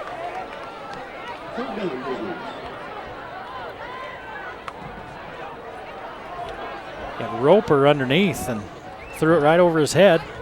I don't know if he was just trying to throw it away on the scramble, but it's 3rd and 10. And this first drive of the second half is always so important coming out of the locker room. We see Mason in the backfield. They had him involved early in this ball game, and then we didn't see him much.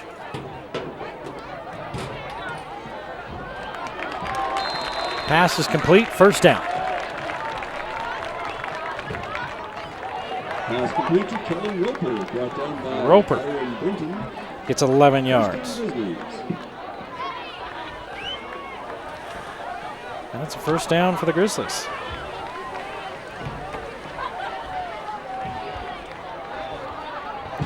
The Grizzlies aren't even going to pretend they're going to try to run the football.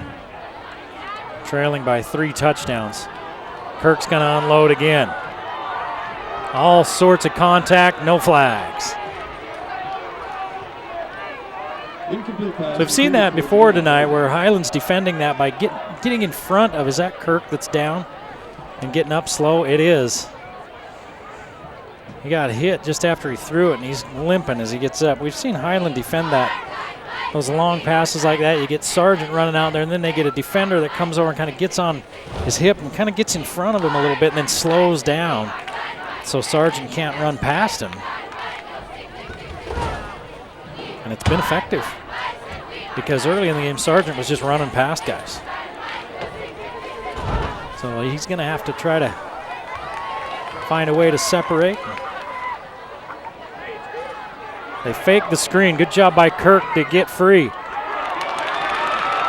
And they have all sorts of linemen downfield, and there's a flag. And I was going to say, I can't believe they don't have an ineligible man downfield, because they had all sorts of linemen 10 yards downfield, and I'm sure that's the call. And instead of being in Highland territory, it's probably coming back, and it is. Ineligible man downfield. 3rd penalty on the Grizzlies. Cody Kirk is working on that left leg. He keeps flexing the knee there. He stepped into a throw and got somebody right down into his legs on that long throw and kind of rolled him up. He was slow to get up. So it's 2nd and 15 after the penalty instead of 1st and 10 in Highland territory. 2nd down and 15 for the game. That happened so often. They were trying to run a screen and Highland blew it up. And then Kirk had to run around. And guys are already downfield. Instead of a big gainer for Jensen, it's going to be 2nd and long for the Grizzlies.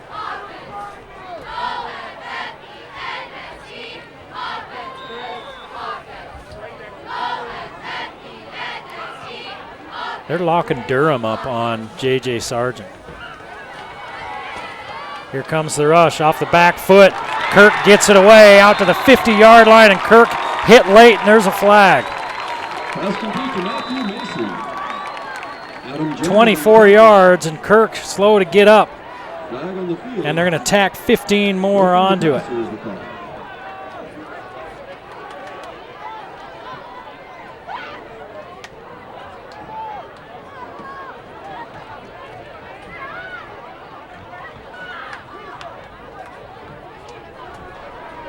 $210 yards now for Kirk. He's going to have to come off for at least a play.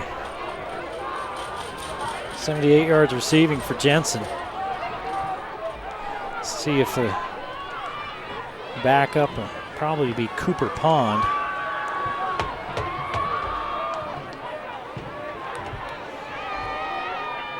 It's a 15-yard penalty from the end of the play. Pond, the senior, as they walk Kirk off slowly. He was walloped late.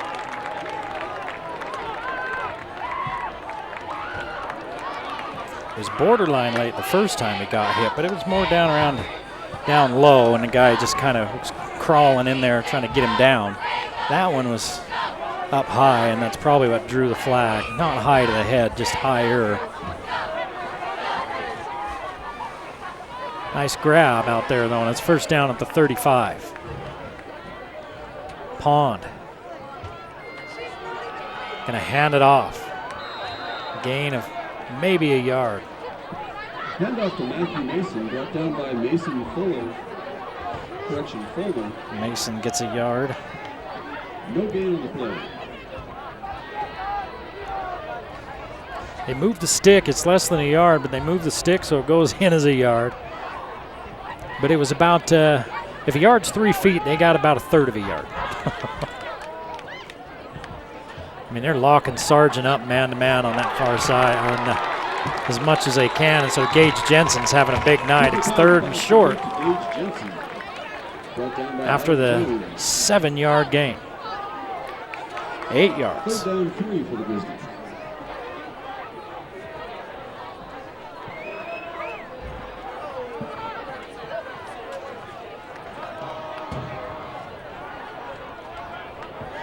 Third down and about 2. Plenty of time on the play clock. Pond stays in there. He's going to loft it out there for Sargent. And it hits the back of Durham. So that's another one where they throw it short, but if you throw it out in front, Durham was beat.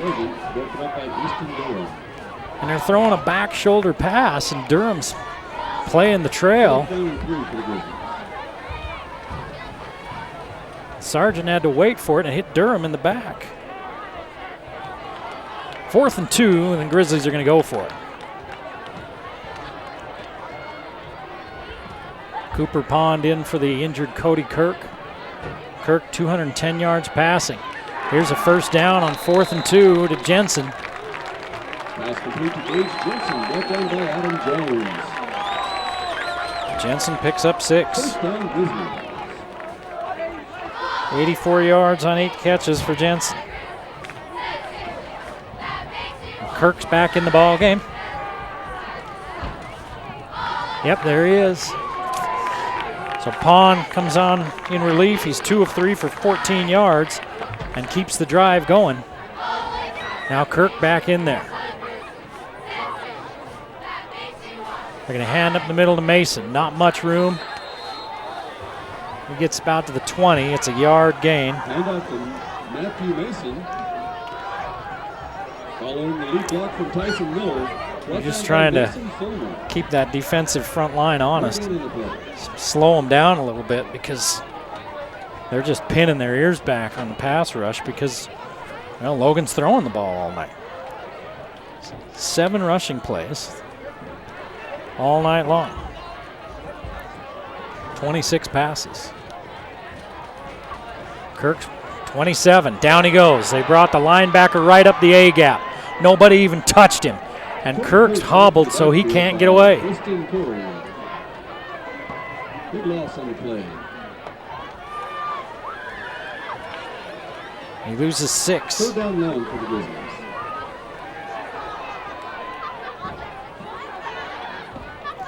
So it's third down again. 3rd and 16 for Logan.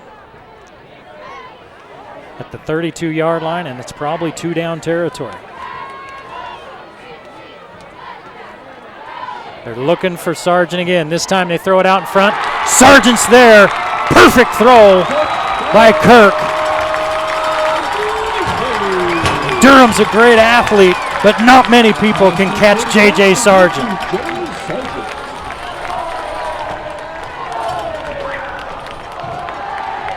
125 yards on 4 catches and a touchdown for Sargent.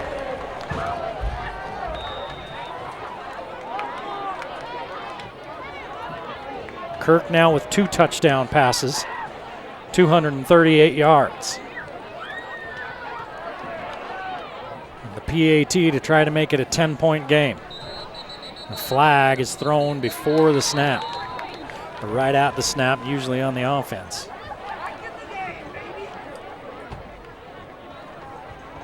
Oh, it's offsides on the defense.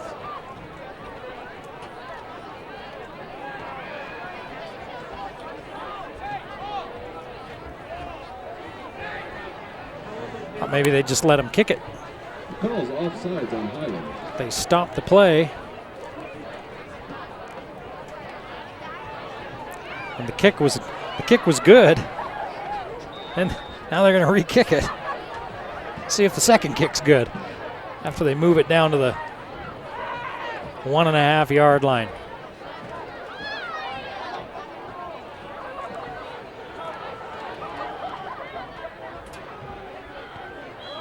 Second one gets up and in as well. 24-14, still a ball game in Logan. Highland leads.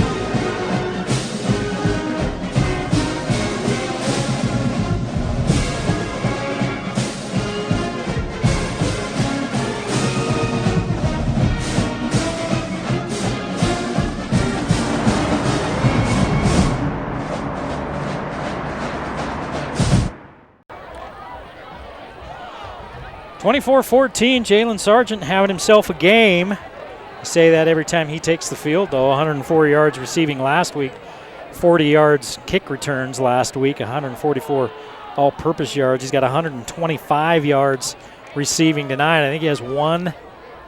No, they did not return that punt. He didn't have a, I don't think he's had a chance at any returns. I think he may have one kick return chance.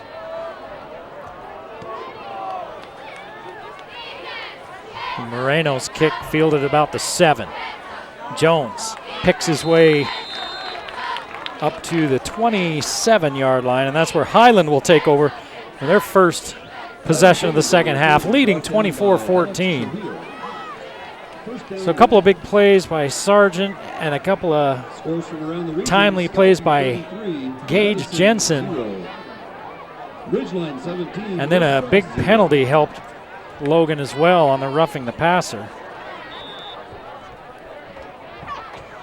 Logan's only got only has 3 penalties tonight. Highland has 6. 3 of those are the 15-yard variety. They go around the end in a play that ends abruptly. Hand off to Jackson Schumann. Short gain on the play. Schumann By Gage Atkinson. picks up 4. He's got 2 carries for 14 yards. He's been an all-purpose guy. 14 yards rushing, 95 yards catching the football.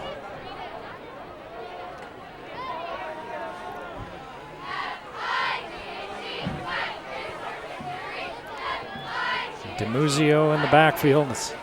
Durham's your quarterback now in this third quarter as Schumann takes this one out into first down territory. Pass complete to Jackson Schumann. 8 yards. Tulose Tupou on the tackle. So Durham starts the third quarter. It was Whitmer in the second quarter and Durham in the first quarter. Both of them doing good things. Both of them very efficient. Here's the give to DiMuzio, who's having a big night. Walloped out of bounds up near the first down marker. DiMuzio had 105 yards in the first quarter. Had 116 in the first half. He got 9 yards there. Second down 1 for the Highland High. You know, you look at this ball game.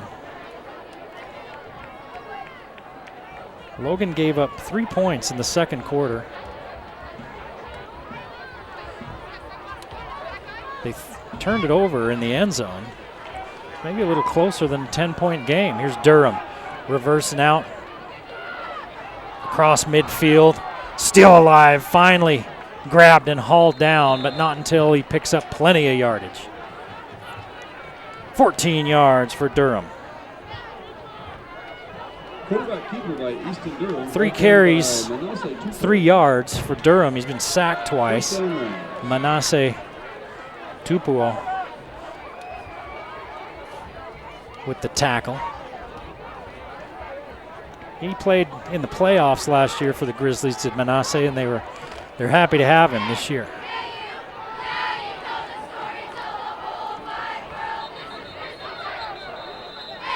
And now the officials are going to stop play here. Not sure why.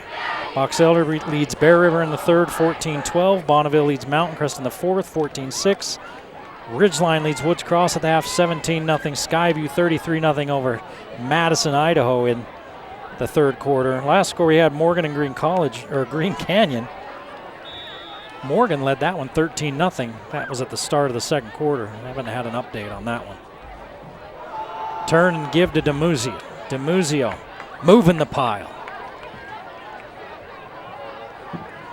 4 yards for DiMuzio.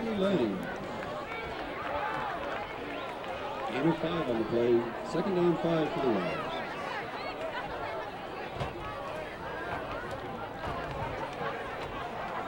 DiMuzio is averaging about 9 yards a carry. 129 yards on 14 carries.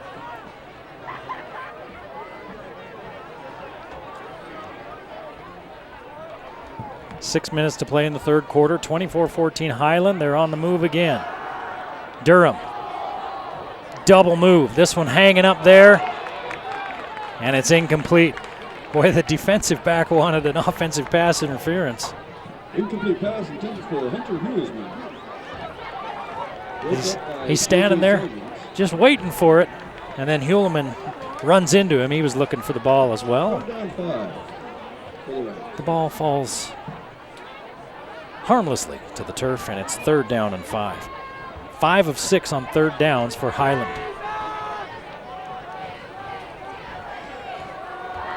Third and 5, DiMuzio in the pistol. He's behind Durham. Durham's going to keep on the option.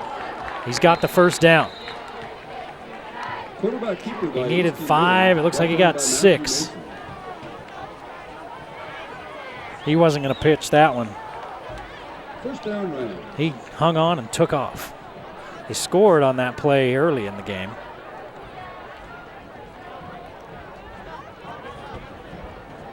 In fact, it was the first touchdown of the game from DiMuzio on a 16-yard run. 5.5 to play here in the third quarter. 10-point Highland lead. First and 10 at the Logan 28.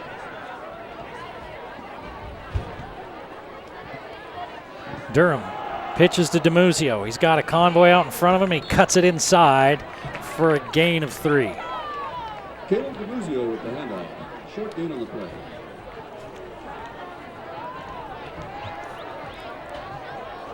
Manasa Tupo on the tackle. So Logan gives up 21 points in the first quarter. Since then, they've given up 3.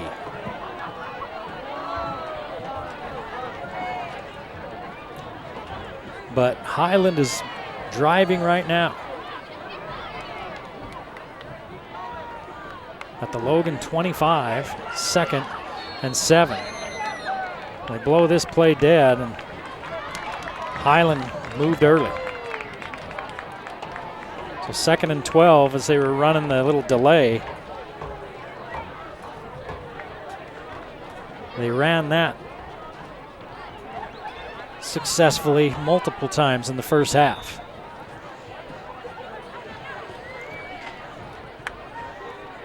Logan's hanging in there, but the more I watch this game, the more impressed I am that Skyview beat this team 45-0.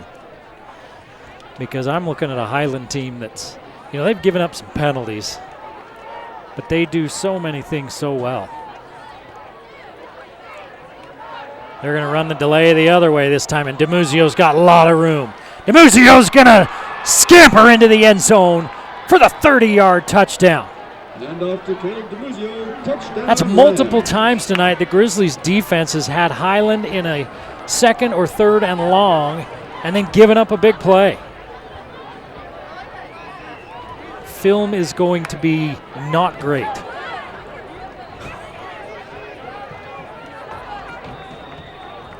$30 yards for DiMuzio. 162 yards and 3 touchdowns.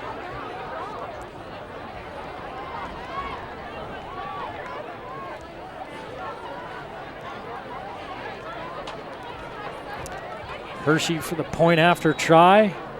He's successful. And it's 31-14 with 4:13 to play in the third quarter. Highland leading Logan on the game of the week.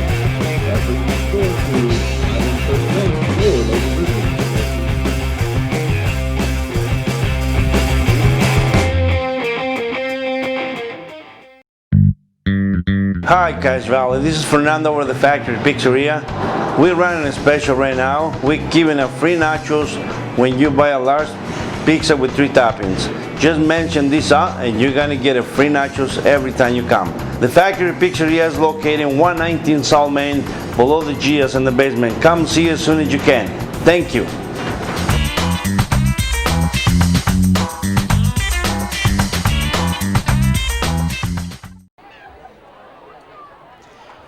Back at Logan High School, Eric Olson along with you with 4:13 to play in the third quarter. 31-14 Highland. Box Elder leads Bear River in that rivalry game 22-12. Skyview stomping Madison of Idaho 47-6. Madison up there in the Rexburg area.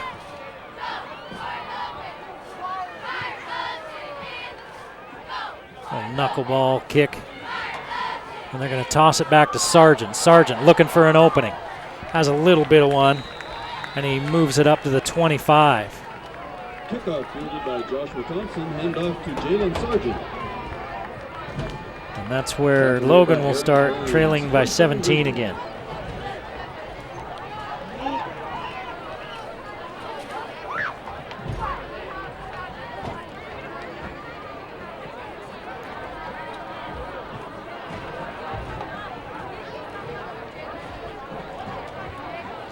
Mountain Crest and Bonneville are tied up at 14. Morgan and Green Canyon. Morgan leads Green Canyon 16-7. Those are in the second half, all those games. There's a little toss out to Sargent. On the little screen, he has one guy to beat. It's Durham, and he does. They say he stepped out of bounds after only 5.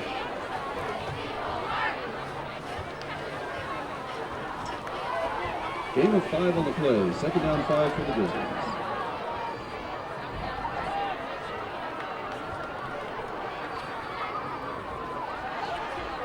Second and 5 for the Grizz. They're doing what they can to get the ball in Jalen Sargent's hands.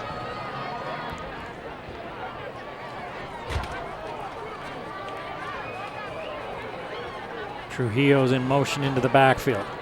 They're going to hand it to Mason.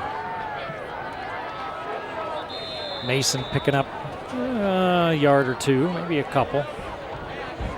give him 2. 4 carries, 5 yards for Matt Mason. Brought down by Luke Togia. 3rd and a long 2. As we're under 3 minutes to play in the 3rd quarter.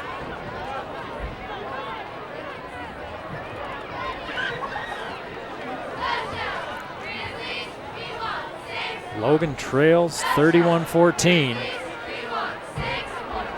They were tied at 7. Logan's never led in this game. They go out there to Sargent. Durham's right there, but Sargent pulls it in. 4 yards and a first down.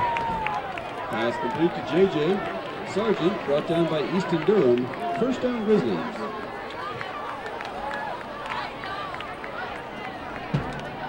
Six catches, 134 yards, and a touchdown for Sargent.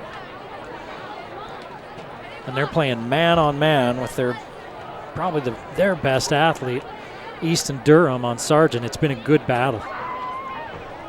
Durham's won a few, Sargent's won a few. Screen, nice grab by Mason. Kellen Roper climbs the ladder for that reception, brought down by Luke. Was that Roper? Roper, not Mason. That's the same play they scored on. 3 for the Grizzlies. 7 yards, it's 2nd and 3.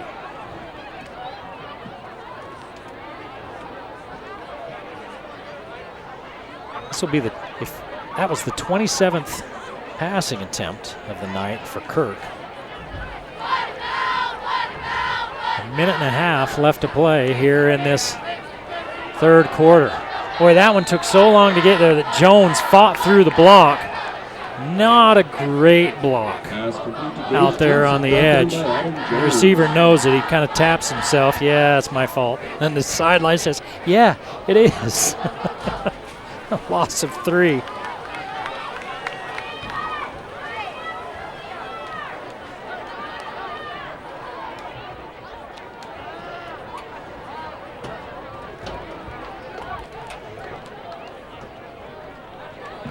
(31-14) with a minute left in the 3rd quarter.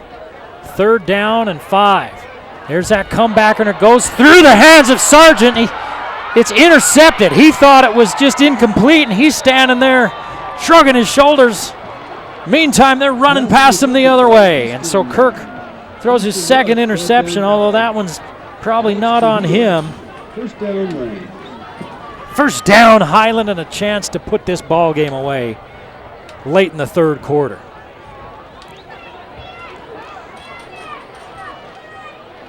Kirk's 20 of 28 for 251 yards and 2 touchdowns. That was his 2nd interception. One of those interceptions was thrown in the end zone. Just the kind of stuff they're trying to clean up and improve on. And Kirk has definitely shown he's got an arm. I mean, he can throw the ball downfield. He's got the tools. Just a little bit of seasoning and see what he can do. Durham down the middle looking for the big tight end. Incomplete. A lot of hand fighting going on out there. And it falls incomplete at the goal line as Highland went for the sudden change of pace strike. Incomplete pass intended for try to put this ball game away. If they go up now broken up by Matthew Mason, by 24 second points, down run. yeah, it's probably curtains for the Grizz.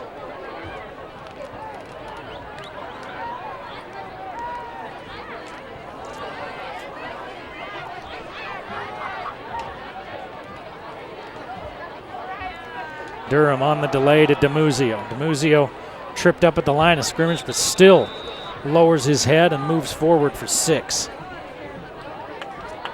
Hand off to Demuzio. Still averaging nearly 10 yards a carry. Cam Cottle in on the tackle that time. 3rd down run. In fact, he's averaging about 9.9. 3rd down and 5.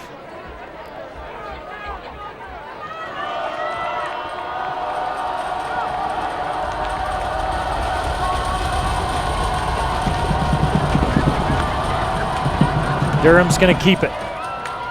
Lots of time. Now unloads over the middle, and it's tipped away.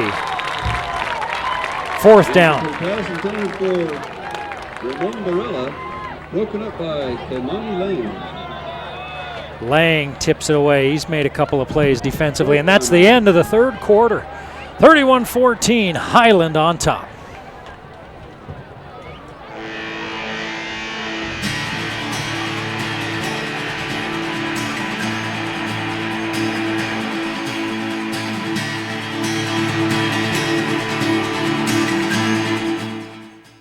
So, you bought your computer from one of those big box stores, or online, and now it's really slow, or just not working right. Target acquired. PCs Unlimited can fix it. Fixing computers is what we do, and we've been doing it for over 20 years. Service, repair, diagnostics, networking, upgrades, system and data recovery, all your computer needs. Our prices are low and our customer service is the best. You won't get help from the big box or online. Come see the professionals at PCs Unlimited.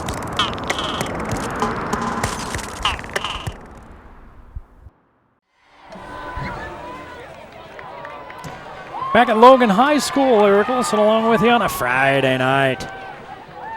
Huge game tonight for Jalen Sargent as he's got 3 catches for 134 yards and a touchdown. But on the other side, big number 21, Caleb DeMuzio, 168 yards rushing, 17 carries, 3 touchdowns. And Highland leads 31-14. And they're setting up for a 40-yard field goal attempt. See if they kick it. Whitmer is a quarterback. He's the holder. 40 yards from the right hash. They're going to kick it. Plenty of leg.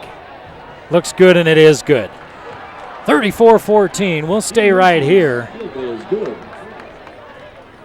as Highland opens up a 20-point lead. Still haven't seen a score out of that Ridgeline game, but I do know that Skyview now has 54 points against Madison. They've now outscored Idaho 99-6 in the last 2 weeks. Looking for a Ridgeline game. Ridgeline score. They were playing Woods Cross. There it is. Riverhawks up on Woods Cross 24-0. Early in the 4th quarter. And it's going to be really interesting in a few weeks when Ridgeline and Skyview get together. For Logan next week, they've got Mountain Crest. Then they're at home again against Bear River. They visit Ridgeline on the 25th of September, at Skyview on the 2nd of October. Then Green Canyon and at Hunter to end out the regular season. The next couple of weeks, they'll be releasing the RPI scores. And you'll see all the teams make the playoffs, and RPI tells you where they're going to draw. Some teams get a first round bye, other teams play in that first round. Logan played in that first round last year and beat Ogden.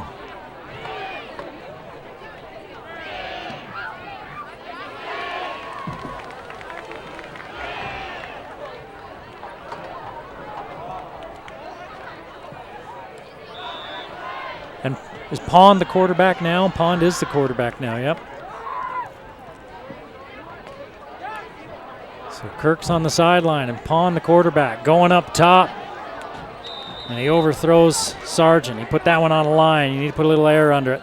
He's fast. But I don't know if he's that fast. Second down.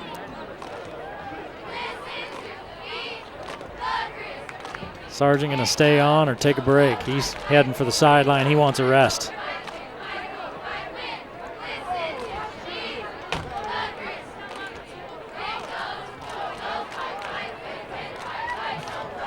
He's done a lot of running tonight. Both sides of the ball. Pond going over the middle. Pass just about caught, and he's still, as he's walloped just before the ball gets there, he's still just about catches it, but instead there's going to be PI on Easton Rudd. I don't think Rudd saw the receiver coming. He was zeroed in on that ball, and he ran into the receiver early. Calls pass interference on the Highland Rams.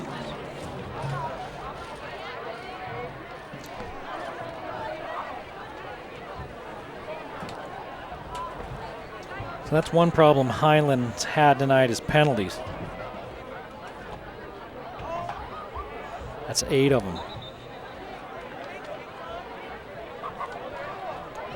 Their third of the second half. First of the fourth quarter. Pond unloads and throws over the head of his intended receiver. I think that was Matt Mason.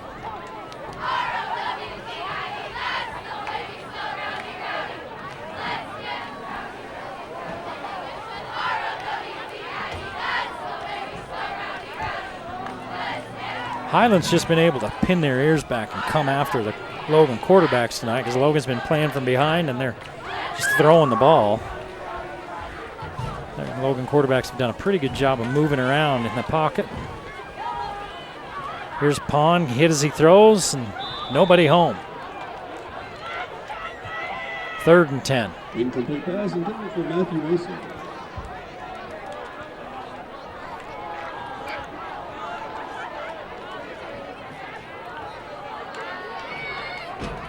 As much as they're coming after the quarterback, I wonder if maybe Logan might try a screen up in here. Let's see what they dial up. Sargent's back on the field. He and Hoff to the near side, and 3 receivers to the far side.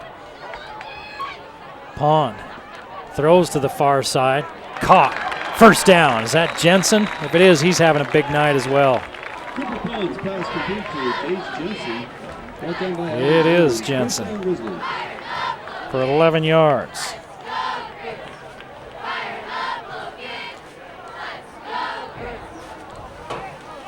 That breaks a string of incomplete passes by Pond.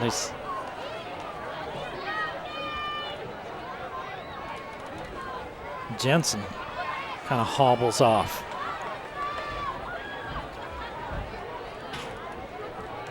Five of 9 on 3rd downs for Logan. Another incomplete pass. Incomplete pass intended for Jalen Hoff, broken up by Mason Coleman. Intended for Hoff.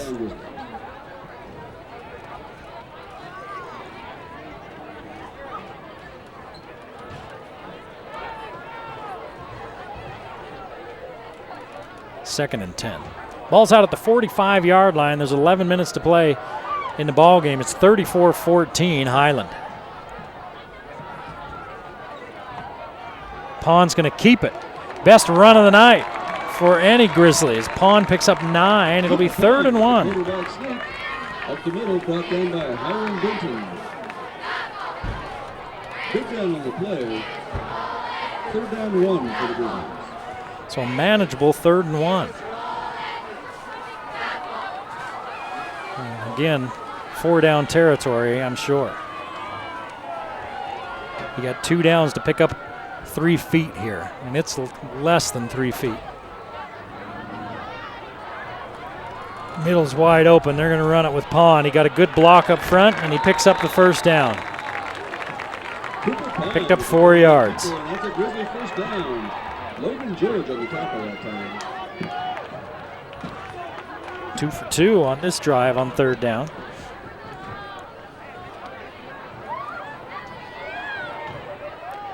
And the Grizz keep going.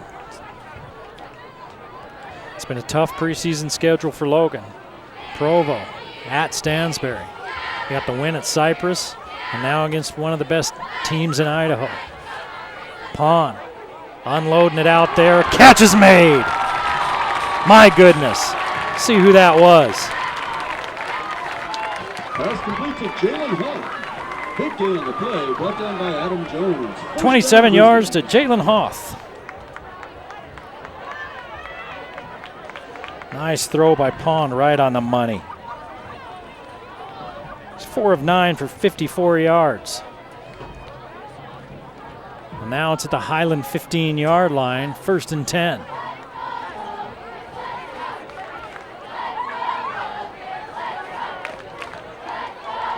Cody Kirk got beat up here in the second half. He's thrown a couple of interceptions. Pond's going to keep it on that read option, pick up a couple.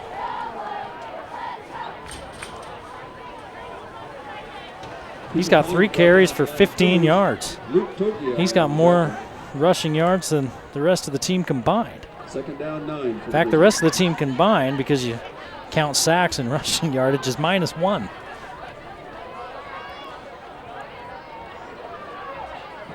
Kirk had 251 yards passing. Pond on that little comeback, it's just that little stop short, back shoulder, throws it short, it's incomplete. Incomplete pass intended for Gage Jensen. Jensen was the intended receiver. And now it's 3rd and 9. Now can Logan pick up another one? 2 for 2 on 3rd downs on this drive.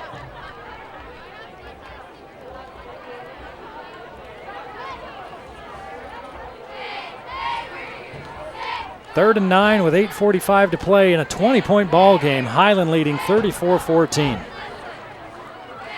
Pond's got time. He's got wide open Sargent in the back of the end zone. Touchdown!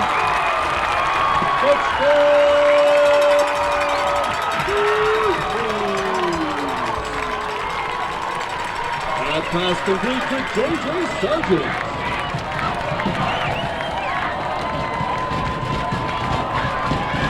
Perfect.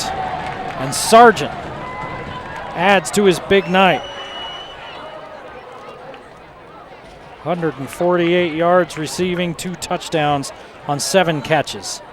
Pond is 5 of 11, 68 yards in the touchdown. So the Grizzlies not going away easy. Highland in control, but the Grizzlies still working. 21 for the Grizzlies, 34 for Highland. 8:38 to play in the game.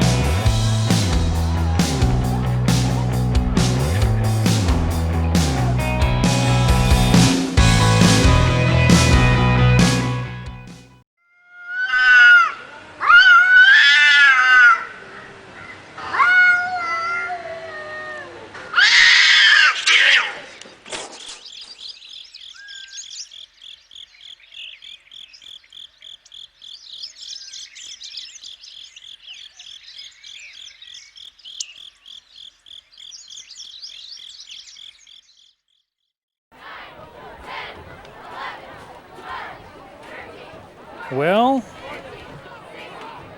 Logan's not giving up. 34-21. Green Canyon 14. 8:38 to play, and the Grizzlies keep fighting. Highland. Mountain Crest 14, Bonneville 21.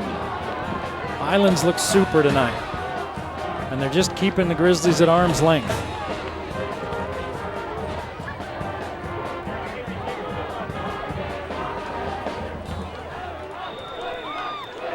Morgan leads Green Canyon 16-14. His little punch kick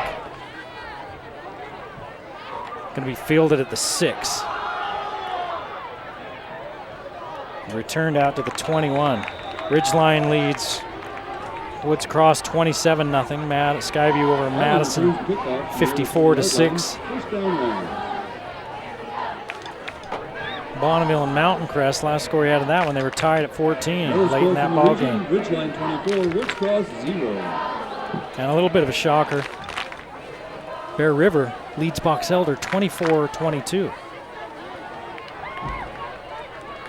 We saw Box Elder earlier against Green Canyon lose a 2-touchdown lead in the 4th quarter and lose that ball game. Well, Madison of Idaho scored, so Skyview beats Madison 54-13. That one's a final. Here's the give back up inside that to Schumann. He picks up 9. And off to Jackson Schumann. Well, this Highland team can do so many things. Quickly on the play, 2nd and 1. That Ridgeline Woods Cross game is about the same point of the game as we are. There's 8:04 left in this one, and Ridgeline leads 24-7 as Woods Cross gets on the board. Bonneville leads Mountain Crest 21-14 in the fourth. Here's the give to DiMuzio. DiMuzio steps outside. DiMuzio on the carry, brought down by Damian And picks up 6. 174 yards on 18 carries for DiMuzio.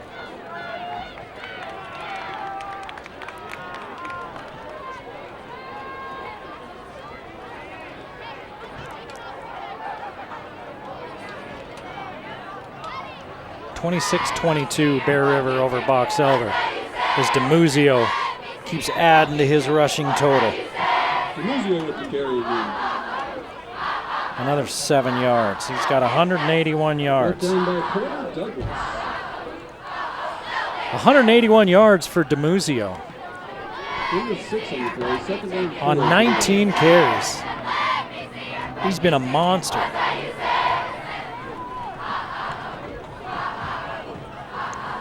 As Highland looks at 2nd and 4. Now long 3. They're going to pitch it. Try to get outside with Parrish, and he picks up a couple. Eli Parrish with the carry that time, wrapped up by Peyton Cox. And it's 3rd down as Peyton Cox makes the tackle. 3rd and 2. 6:25 to play in the ball game. Highland leads by 13. Looking to close it out. DiMuzio with a lead blocker. There's that big tight end, and he follows up behind him. DiMuzio with the carry, 1st down Rams. He's got 7 yards and another 1st down.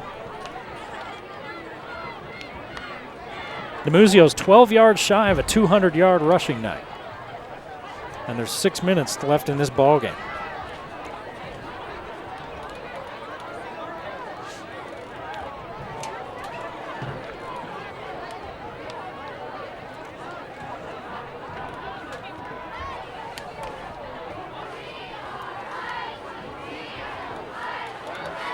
There's another delay to DiMuzio. He's tripped up this time after a gain of about 5. DiMuzio on the delayed draw that time, brought down by Tayson Hoffman.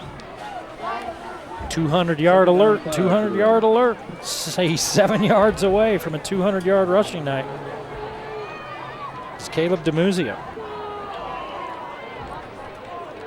the senior running back. He had 105 yards in the first quarter.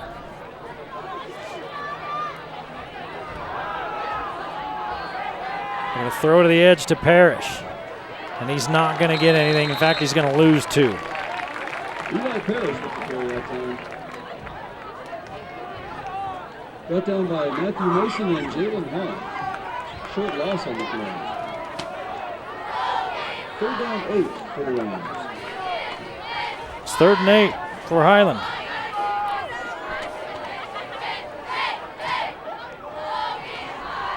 That means you run the delay to DiMuzio, and he picks up, 8 to 12. That's what he's done all night. 3 receivers to the top of your screen. DiMuzio's in the backfield, and Durham's going to roll. Durham off the back foot, man wide open. Easy peasy, lemon squeezy. Touchdown, 45 yards on 3rd down and 7. Varela.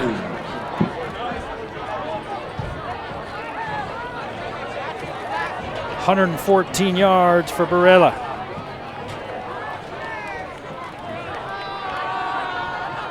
On 3 catches and a touchdown. That one on 3rd and 7.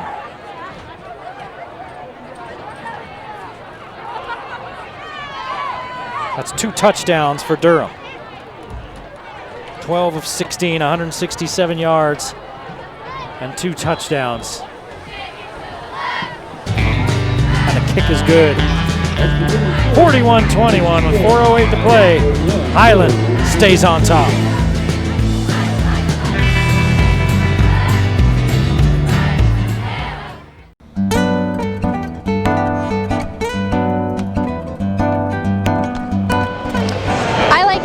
Because they have beautiful selections of fresh flowers. They're family owned and been in business for a long time, and they make you feel like part of the family.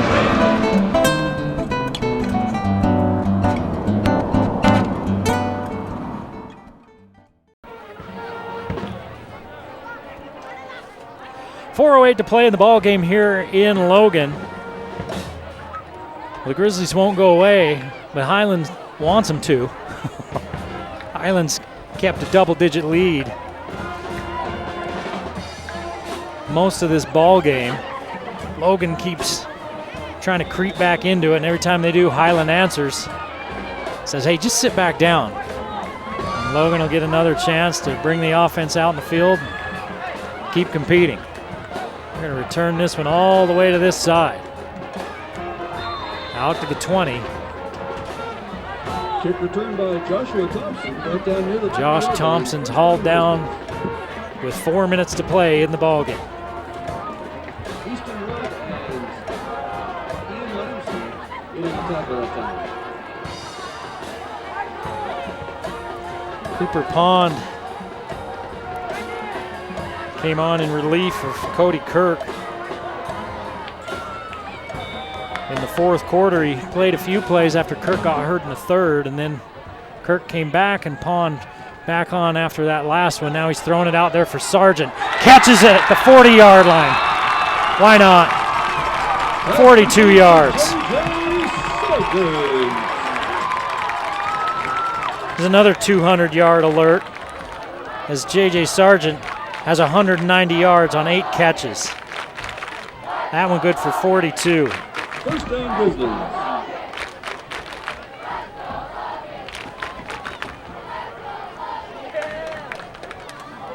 And the Grizzlies keep working.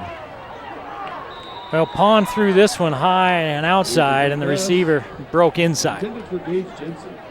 Gage Jensen came inside on that one. 6 of 13 for Pond, 110 yards. The Grizzlies with 361 yards passing in this ball game. 14 yards rushing.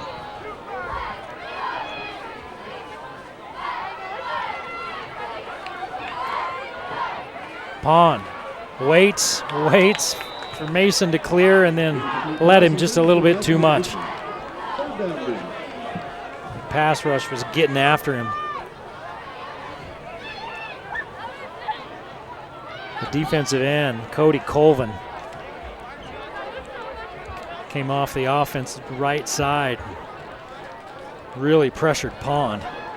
It's 3rd and 10.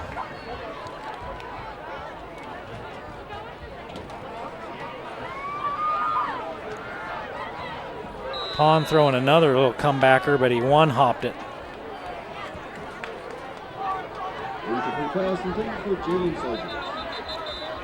And it's 4th and 10. You know, and we've seen that with Pond tonight too. He's put a couple of passes right on the money and have been beautiful, and then he's had some others that have one-hopped, or I don't know if they got away from him or just a little too much on him. And attention fans, remember that no one is allowed on the field. He's come on in relief of Kirk. Gone 6 of 15, 110 yards and a touchdown. And one of the Grizzlies, I think it's Dupo, slow to get up. And they help him off. It's 4th and 10 with 3:28 to play in the ball game. The Grizzlies obviously are going to go for it.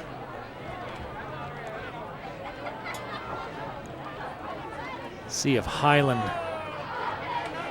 brings some heat. They've been able to make the quarterback uncomfortable with just a 4-man rush, and that's what they're doing. They're running some games and stunts up front. There's a man running free. Touchdown! 4th down and 10 at the 43. And Roper for 43 yards in the score, his second touchdown of the night. 70 yards on 4 catches, 2 touchdowns for Roper. Roughing the passer, so Pond stood in there and delivered it even as he was getting walloped. And he's now got 153 yards and 2 touchdowns. And Logan lining up, working on the 2-point play. Here's Sargent. They're going to hand to him. He's going to throw it. And he throws it wide of his target. He had a run pass option. He decides to throw. It's incomplete. 41-27, 3:22 play in the ball game. Highland still leading Logan.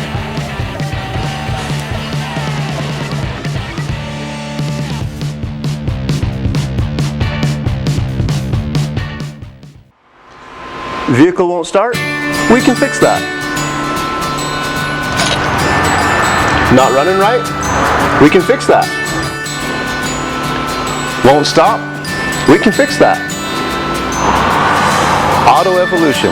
Honest service at a fair price on Airport Road.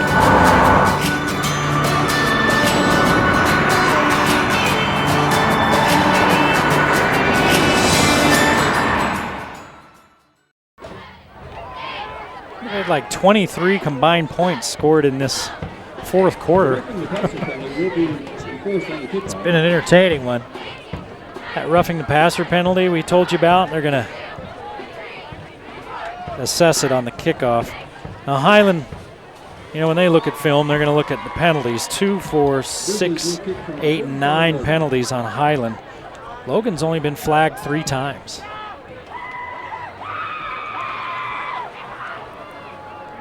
Logan's a couple of plays away from this being a really interesting ball game. But that's football, right? Highland has executed. Logan hasn't executed as well on the onside kick, and you might as well when you've got that penalty. Even if you don't get to it, it still doesn't give them great field position. They're at the 30-yard line as Durham comes up with it. Durham's been impressive tonight. He's been called upon mostly to shadow J.J. Sargent. And he made some plays, did Durham. And then Sargent just kind of came alive. He's got 97 yards in the first half. He's got 190 for the game. So he got 93 yards here in the second half. And some flag, and I think Logan had too many players on the field. Let's see. Somebody was running off for the Grizzlies as the offense broke the huddle. But Logan gets enough time to. Well, they get till that ball snap to run somebody off, or is it they can't break the huddle with 12? Let's see what they do. They're going to pick the flag up. Yeah, Logan had 12, but offensively you can't break the huddle with 12. Defensively, you've got till the ball snaps. See how aggressive Highland is. They're going to hand it off to Parrish. Oh, Parrish is hit hard after a gain of 5. Eli Parrish. Gain of 5 on the play, brought down by Peyton Cox. It's a 14-point ball game. And Highland just has to pick up a couple of first downs and they can end this. Whitmer's the quarterback.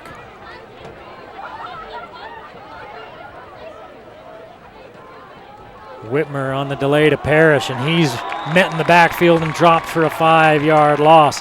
See, Logan's going to take a timeout. Good loss on the play.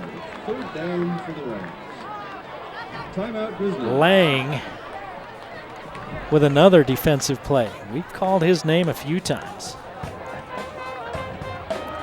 Kaimani Lang, the sophomore linebacker. You love to have a sophomore linebacker that's contributing. Well, Highland has been in control most of this ball game. Logan has kept fighting, and it's made it an interesting game to watch, and not all that unentertaining. Sometimes you get these, couple score games, and they're not all that fun, but it's been fun to watch Highland as they really execute well, and Logan's been scrappy. Let's call it that. I think they got something going on here at Logan. I think that they are a team that this year, as they get into region, Skyview's very good, Ridgeline's very good, Green Canyon, it's a good region, but I think Logan might be able to improve on last year. Whitmer running the screen to Durham. He's going to be short of the first down. It's going to be 4th and 3. Logan's going to take a timeout. See if Highland punts it. Brought down by Jacob Tech. Probably with a 2-score lead. Down 3 for the Rams. Timeout on the field. Logan High would like to thank the following sponsors: The Logo Shop, Fretworks, Joel Realty, Johnny O's Spudnuts, McDonald's. 21 yards on 3 catches for Durham. 9 yards on 4 carries for Durham. 12 of 16 for 167 yards and 2 touchdowns for Durham. Plus, he's been defending Jalen Sargent all night. Sargent's had 190 yards. I mean, and I'm telling you that it sounds crazy to say Durham's done a pretty good job on him. Get somebody else out there, Sargent might have had 250 yards tonight. So Hershey's going to kick. Logan's not so sure. They do have somebody back. Is that Mason? I believe it is. The Sargent's going to play corner on the far side, and if you're Logan, you don't want to jump. And they are going to kick it away. Oh, what a kick. Oh, what a kick. Stay away from it, Grizzlies. Great kick.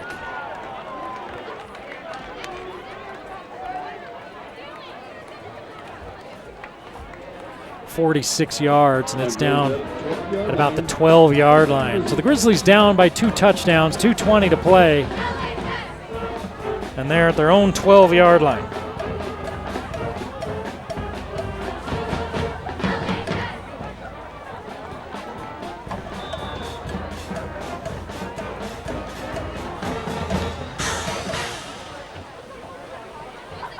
This will be the 45th pass play of the night for Logan.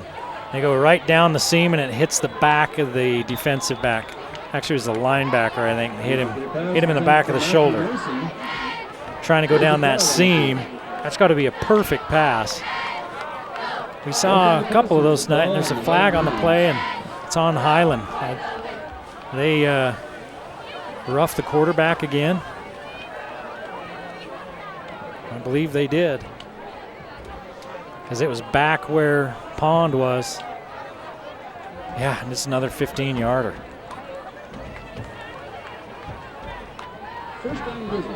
I mean, they've been flagged for that multiple times tonight, and they still are coming after their pound of flesh.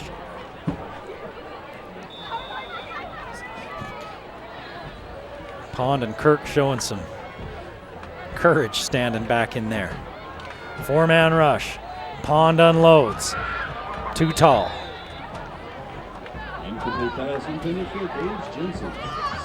Gage Jensen, the intended target.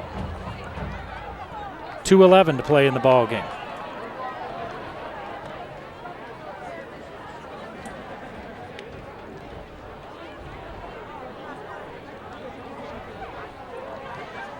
Wow, Bear River beats Box Elder 26-22. Came from behind to win that one.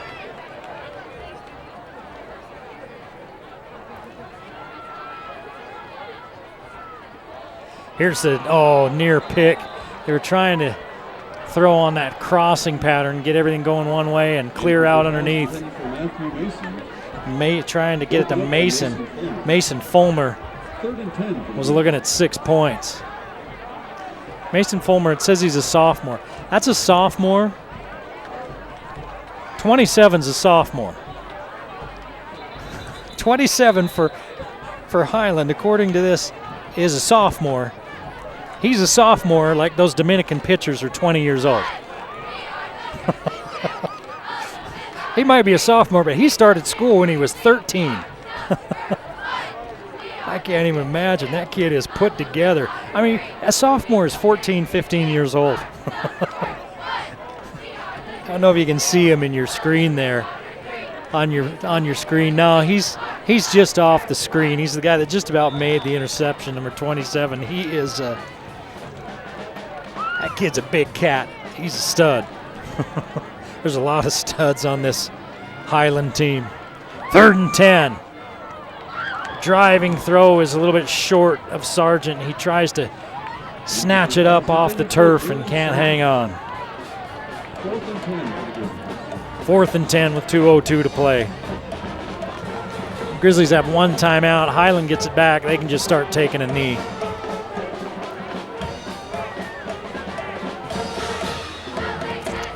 Morgan beats Green Canyon 16-14. Wow. And Bonneville just exploded on Mountain Crest in it was a close game. It's now 42-14. That one's almost over. It's probably over by now. Pond throwing on 4th and 10. It's in the hands of his receiver, and it's knocked out of there by the defensive back. And that'll do it for the Grizzlies. They kept scrapping, but Highland was too much for him.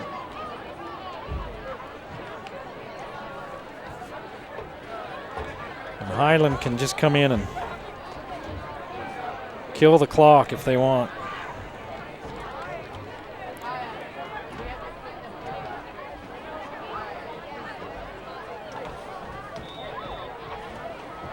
Let's see what they decide to do.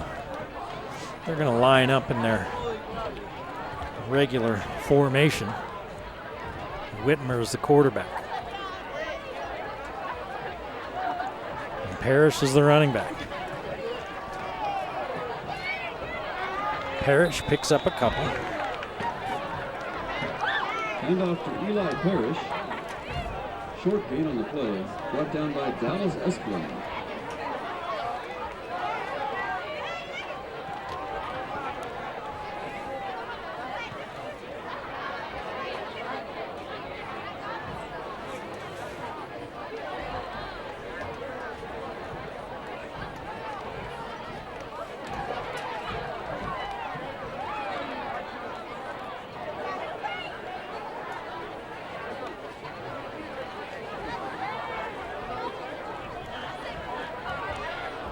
Whitmer hands it to Parrish again. He's going to be spun down for a loss. A 3-yard loss.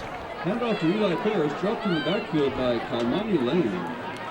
Lang again. Play, 3rd down for Lang. It'll be 3rd down and about 12. Morgan 16, Green Canyon I think 14. Logan's taking their last timeout with 1:04 to play in the ball game. Logan with 404 yards passing tonight. 14 yards rushing for 418 total yards offensively.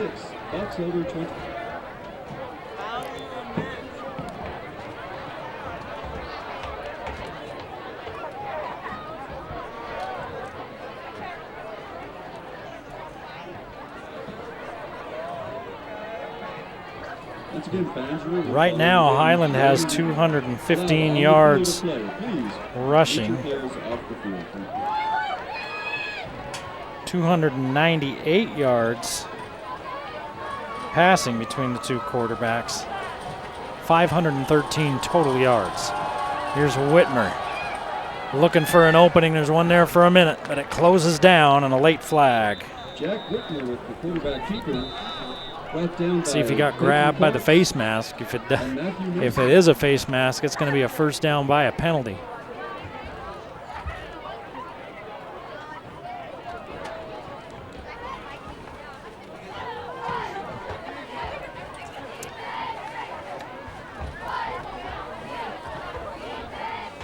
That's Bruce Allen out there, the white hat personal foul, face mask on Logan. Call his face mask on the Grizzlies. Well, the Grizzly defense hasn't been able to get off the field all night.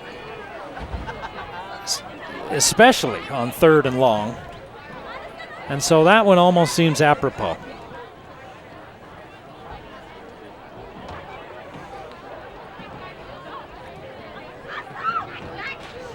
So now Highland looking at a victory formation. No timeouts for the Grizzlies.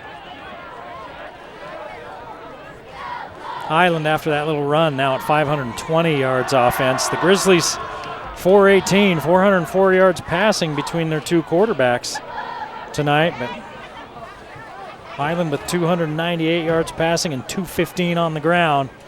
The Grizzlies with 2 turnovers that didn't help, and really one of them kind of a game changer. They're going in for a score that would have made it 21-14, most likely at the half, and then they get the ball back to start the second half. Instead, they throw an interception. Highland drives the ball down the field 65 yards, kicks a field goal to extend their lead going into the half at 24-7. And the Grizzlies kept fighting, but they just couldn't overcome a very good Highland team. 41-27, your final here at Logan. Highland drops the Grizzlies to 1-3. Highland improves to 2-1. Thanks for joining us. We hope you enjoyed it on the Game of the Week. We'll see you next time on the Valley Channel.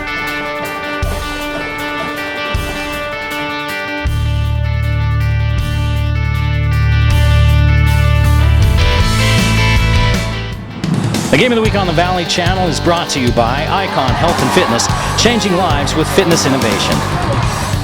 Wendy's of Cache Valley, it's way better than fast food, it's Wendy's.